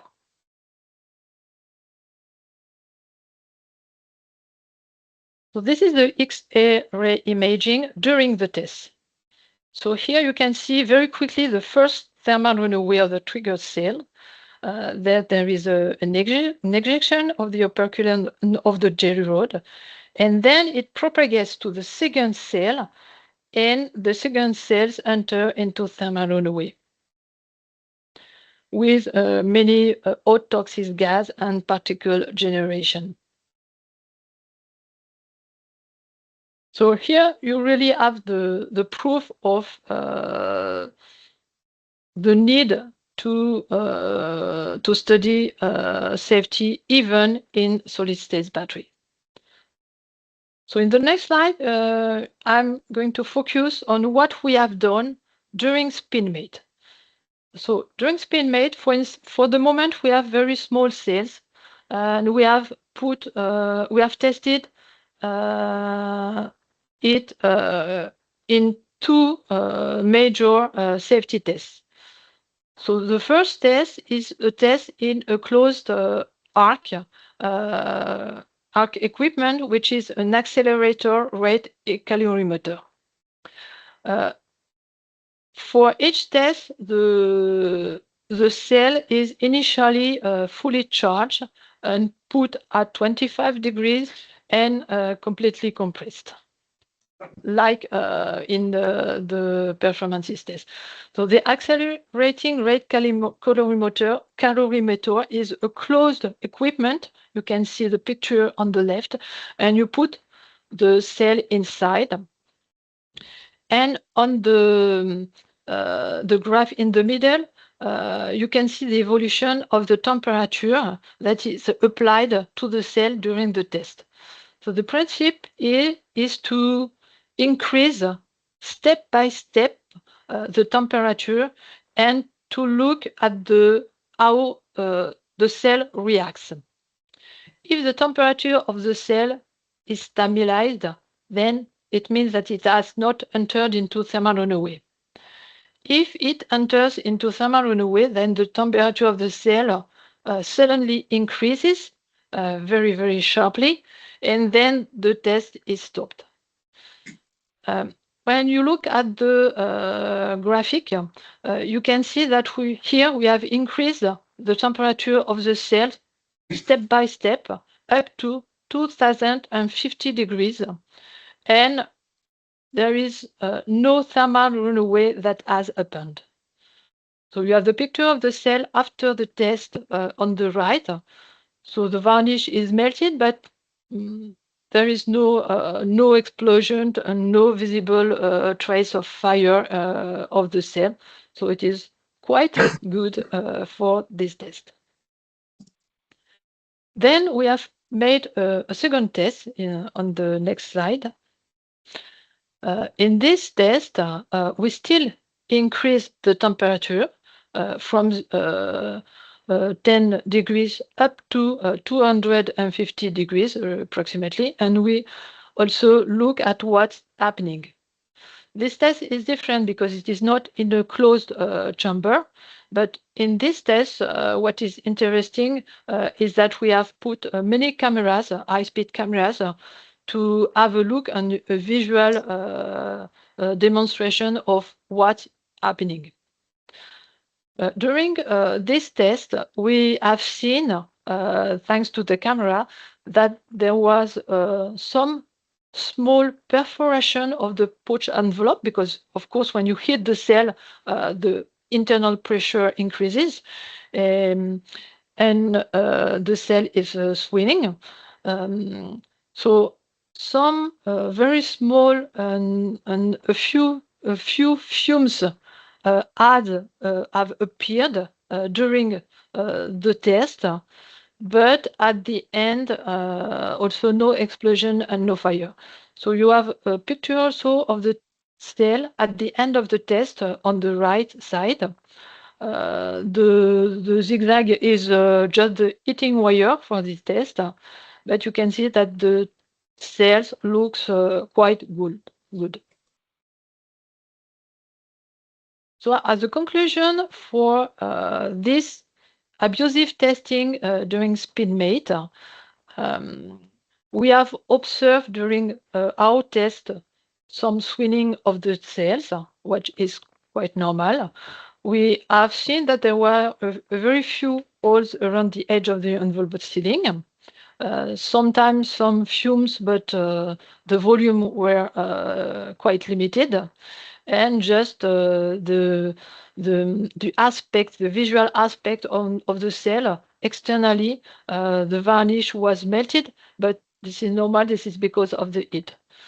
So no trace of flame and no visible thermal runaway on our test.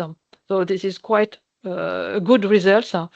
But now we will have also to validate this on the next step, which that will be the test on the larger, much larger cells with a capacity of 1 ampere. So let's wait for the next step, next test now. So as a conclusion of my presentation, for the battery test, so very important, do the test step by step. Tests are required to develop cells and validate performance and understand what's happening. Take time to define really correctly your test with clear protocol.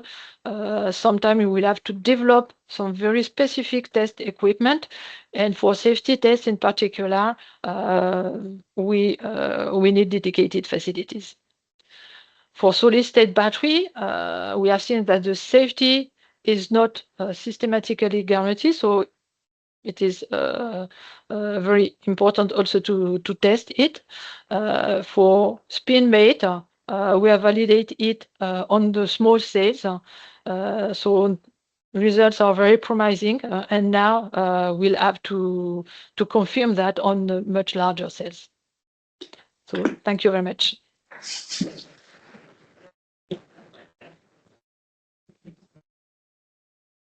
Thank you very much, Lynn.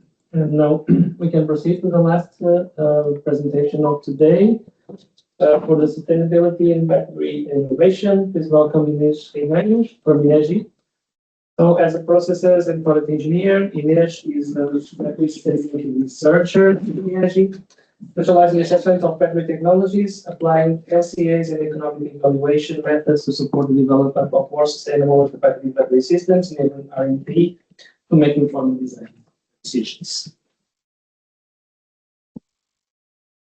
Thank you, Marco, for the presentation. So, hi everyone.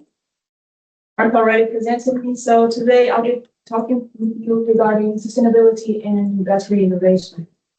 So I want to start with an exercise. I want you all to imagine that it's 2050 and all the cars in the streets are electric vehicles. So have you really fixed the decarbonization problem? Or are we just shifting the problem? Maybe yes, maybe not. Because if these batteries rely on materials like cobalt, lithium, and nickel that are extracted by under questionable extracted methods and conditions and are the other side of the world, and also if they depend on geopolitical decisions, like one can compromise our supply chain in obtaining these materials, will be a problem too. And the fact is, if you are using these products, these batteries, and they in the end end in the landfill, we will be just wasting some important valuable resources. So that's when we need to think about. So are we trading tailpipes emissions for mining impacts? We're trading full dependency for critical raw materials dependency. Are we trading other pollution, one pollution for other pollution? So that's here why sustainability is essential. So we need to have in mind if we are shifting a problem for another problem. So Europe is really clear in its ambition regarding the battery. So we are looking to, we have the Green Deal policy, regulatory, where we seek to be carbon neutral by 2050. And here is where the batteries play an important role, because it's important not only for the transport dimension, but also for the energy storage and also for the industry to make it cleaner. Then we have the battery regulation. It sets specific targets for batteries in terms of carbon footprint declaration. We have also recycling targets. It also responsible waste management. And then we have the Critical Raw Materials Act, together with the Circular Economy Action Plans, that it aims to reduce the dependency of critical raw materials and the usage of them, and also to extend the life cycle of these materials and the products in the life and during its life. So in order to extend by doing the designing repairability, the reuse, and the recycling. So how is SPINMATE trying to tackle this? So we have reduction of critical raw materials. So you are switching NC 111 by NC 811. So we are reducing the percentage of cobalt in our batteries, because cobalt has a really high risk supply chains. And beside that, it also has a really ethical concerns related to that. Then we have the recycling and circular philosophies. So SPINMATE looks to recover all the materials and all components integrated in our battery, and by designing new recycling pathways. And then we have the requirement of the carbon footprint declaration, where we are doing this by doing sustainability assessments, by tracking the CO2 emissions and the developments of SPINMATE. So how are we doing this? So we do this by accessing the sustainability by 3 dimensions. So we have here the environmental dimension that is done by life cycle assessments. We have the social dimension. We're doing this by the social life cycle assessment, which is, this is starting to get some, this is recent. We don't have currently a specific immature normalization and studies regarding the social assessment. And for the cost, the economic perspective dimension, it can be assessed by different tools, where they have different focus for the costs. But in the end, they all want to understand what are the basis for the cost depending on the focus of the study. So why doing an LCA? So it helps us to identify the main environmental impacts in the life cycle assessment, avoiding the impact shifting that I talked to you before. Are we really solving a problem by changing to another? And it helps us to identify the benefits, for example, of the material substitution, of the recycling. In our case, for example, we have the NMC contents. And then also to understand if we are in compliance with the battery regulation requirements. And how we do an LCA? So we have 4 steps. First, we identify the blocking scope. We define our functional units, our system boundaries. Then we have the inventory analysis, where we collect data regarding the materials, the energy, and the emissions of each stage. And then we conduct finally an impact assessment, where we translate these inputs of the inventory into climate change, energy demands, and water use impacts. And then we do an interpretation of this. So what are the main hotspots? It allows us to compare the scenarios to help us understand what would be the best decision. And based on that, we give you recommendations. Now, moving for the material flow cost accounting, this is one of the methodologies that we are using in SPINMATE. So, in every manufacturing process, we have a portion of material that is converted to a product and other that is converted to waste. So this methodology helps us understand what is the waste that is not being visible, that's the have costs associated. So why we use MFCA? Because it helps us to understand this. So it helps us to identify the material losses and the hidden costs, both in mass and in costs. It helps us to link environmental waste with the financial waste, because we need to spend money sometimes to treat these residues, this waste. It helps us also to understand where this process can be optimized. Based on this, it can support our business case for sustainable manufacturing.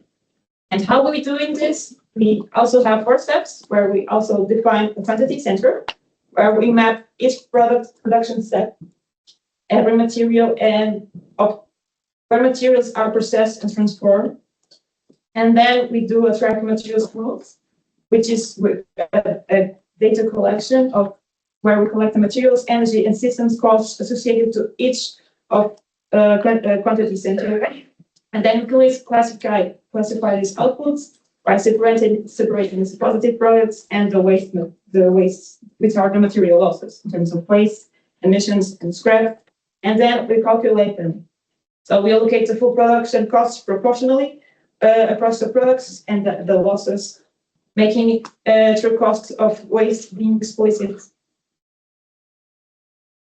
So why we need sustainability? So especially to measure progress. So we can identify, quantify what are our environmental and cost impacts that will support our innovation, to guide in the innovation. So it does this by in early stages of adopting our research and development. We have different steps where the quantify these environmental and economic costs, and each one giving feedback for improving our technology, our innovation. And then finally, because it's a requirement for the European policy. So now moving to an example. Here we have an example for the NMC 111, where we have in the left the characteristics of the study, which is B2B manufacturing 1 kilogram of a battery pack, which is specific conditions, capacity, the boundaries, and the battery chemistry. So we highlight here already immediately where are the main impacts of this manufacturing step. So we see that are in the cells, like more than 80%. And so if we want to act and improve this environmental performance of the manufacturing of the battery pack, we know we can go to at the level of the cells. So here we go into the cells and we identify that the cell, the responsible impact of the cells are the cathode, well, by 50%. And then we have the anode by 20%. So if we really want to improve the environmental performance of this process, we go to these 2 elements. So here the main highlighted here is we want to understand where we can improve the performance. We identify where the main hotspots are. And then we identify what potential actions we can do. Like it can be material substitution, a process of optimization in terms of energy, and so on. So here we have a practical example and comparison of NMC 811 and the NMC 111, where we see here that substituting NMC 811 with NMC 111 with NMC 811 can contribute to the decrease of the environmental impact. So here is an example of how the material substitution can decrease the environmental impact, and how the environment and the LCA help us to come to that conclusion. Now we have for the economic perspective, we have the material flow cost accounting. So again, we have on the left the characteristics of the study, and then we have here in the middle where are the main costs of the process. So the main costs of the process are here. In order we have the sales first, then we have the model, then the BMS and the other costs. So here we can identify already where are the main costs if we want to improve the process. And then in the right, we have more detail of this process where we can identify where are the material losses of which one of the center that we explained to before. So just a recap of we're just learning. So the LCA helps us to understand, to answer these questions. So how much environmental impact of the process, where are our biggest environmental impacts, and which scenario generates the less environmental impact. Then FCA will help us to understand what are the materials being lost, where, and what does that material loss cost us in terms of economic performance, and which process step has the worst efficiency. And together, both of these technologies help us to understand where we should invest to improve the cost and the environmental performance, always based on data and evidence. So we're just not claiming something. We have a reason, we have data to prove that, why we need to prove that and how we can improve that. So, well, how are we doing this in SPINMATE?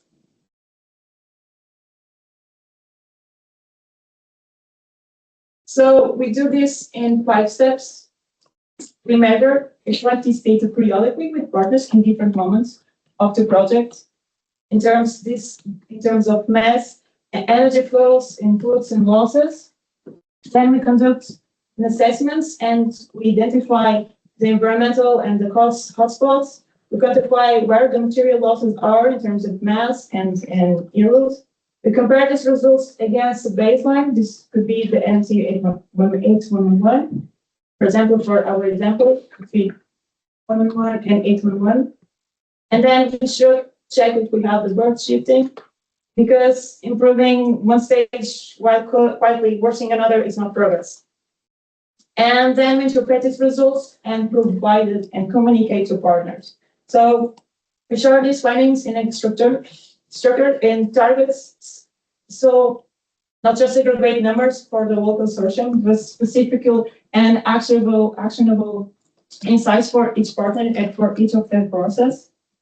And then they, based on the mapping of these hotspots and these insights, they decide what can possibly be done, like in terms of material substitution, optimizing of process, like in terms of energy. If there are any eco design principles that can be applied, and always based on evidence. And then finally, they decide this, if they decide to have some other scenarios to consider to improvement of technology, we go again and repeat these procedures. So we collect this data, we assess it, we interpret it, we communicate it, and then we try to improve again, if necessary, the technology. So that's how SPINMATE try to improve over time. So before we close, the main takeaways that I want to give you is it's essential to measure, because we can't improve anything if we can see it. So if we make some decisions, if we want to know our decisions are the best, or what are the consequences of our decisions, we always need to do these assessments, because these assessments will give us evidence what are the best that we're doing. So is this a good way or a bad way in terms of our technology? And just because a technology is innovative, it doesn't mean this is sustainable by default, because as you saw in the beginning, this could be contributing for other problems that we are not picturing in the moment. So that's why it's important, sustainability for guiding innovation. It's not delaying innovation, it's just making the innovation more smarter. So have SPINMATE really able to achieve all that he's promised in terms of sustainability performance, in terms of recreational raw materials, recycling targets. We will see. Just if you want to know, just follow us in LinkedIn and follow our posts and results. So thank you very much.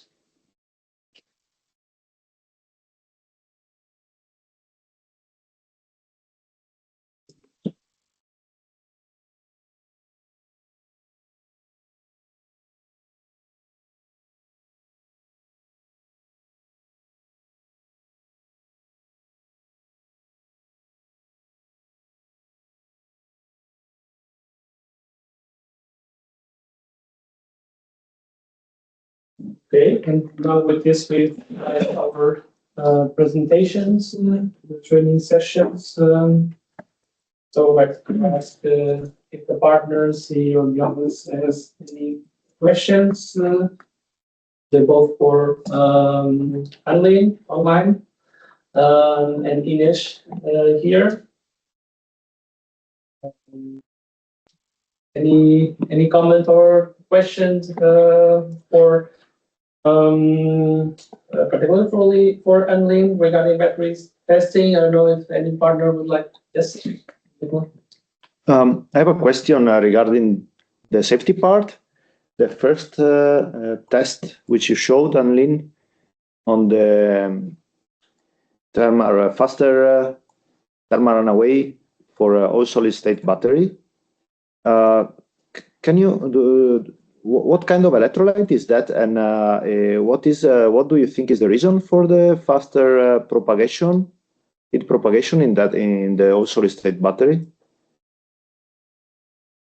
We have compared the lithium-ion battery with what we call a reconstituted solid-state battery. In fact, we have taken the same chemistry as for the lithium-ion battery, 811 and graphite, and we have replaced the electrolyte by LLZO, so lithium tantalum zirconium oxide. This was to have a very clear comparison between lithium-ion and solid-state battery.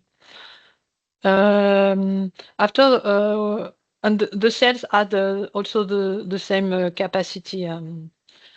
So the reason for the faster mechanism degradation, I don't know exactly. This was there was also some studies that have been done not on the cinetic and the propagation, but on the thermal runaway and the energy previously. But personally, I cannot. I'm not able to answer to your question. Okay, just a follow-up question. So in that case, for what I understand, this heat propagation is not related to combustion of the electrolyte then, because it's as a DOID. Yeah. Okay. Yes, you have the solid particle. You have gases. Yeah. I think I have put the reference of the paper on the presentation, so you would have the presentation. You can go directly to the paper. You have the fine description and detailed description of each test in this paper, and well, it was also a PhD student that had made this Earth thesis on this part. So the student is not here now, but if you have some additional question, you can send them to me, and I will ask to people who made the test if they are able to answer. Okay, thank you. You're welcome. Any other questions from partners? Also working in the Work Package 7 testing. They also want to complement with their tasks.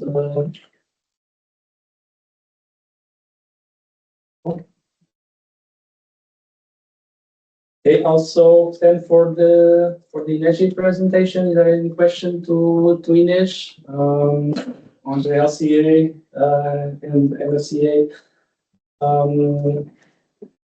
Which partners would like to complement or confirm?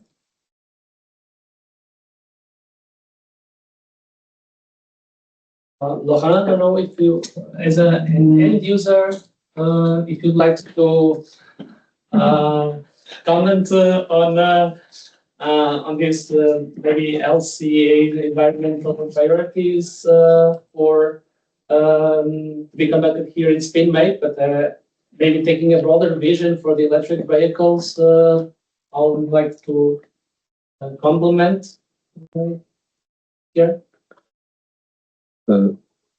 Yeah, no, I think it's a very important topic, and thank you very much for doing this precursor, let's say, analysis. No, it's very important for the development of electrical vehicle.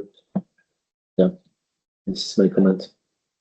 I don't know, Ines, you mentioned that there is this iterative process with partners during these assessments. What suggestion or recommendation you could give to young researchers also working in this area to better prepare such kind of activities for this iterative process and not stop mapping that it is required to collect from partners? The main challenges while doing sustainability assessments is always the phase of collecting data. And it's important that this data is really concrete and real data. My big challenges is in this consortium, I'm not having these issues because everyone is pretty collaborative, and I really have a close meetings with everyone in order to understand the process. But to have like a strict real assessment, it's really important to have a close relationship with the interested parties of doing of reporting their sustainability of their products, their entities, because we can have many misleading information. Yeah, so that's really important, and many greenwashing is examples like this. So it's really important to have a close collaboration and ethics while doing these types of assessment. Thank you. Thank you. Okay, so if there are not any additional questions or comments, so we can finalize the session for today. So please, you can visit our page in the www.spinmate.eu, and you can find there more information about the project, the partners, and what we are doing during this last almost 4 years the project, and to follow up then the last mile until the conclusion of the projects. You can also follow our social media channels in LinkedIn, where you can find more up-to-date achievements and news about the project, and also on the YouTube page, where you can see our previous sessions, and also this will be available soon, so you can revise really these presentations and also check for the other that are already available on YouTube. So one last word, just to thank you all the project partners, and especially the key speakers for today, for their presentations, and keep following us to share, to check our latest achievements in the project. Thank you.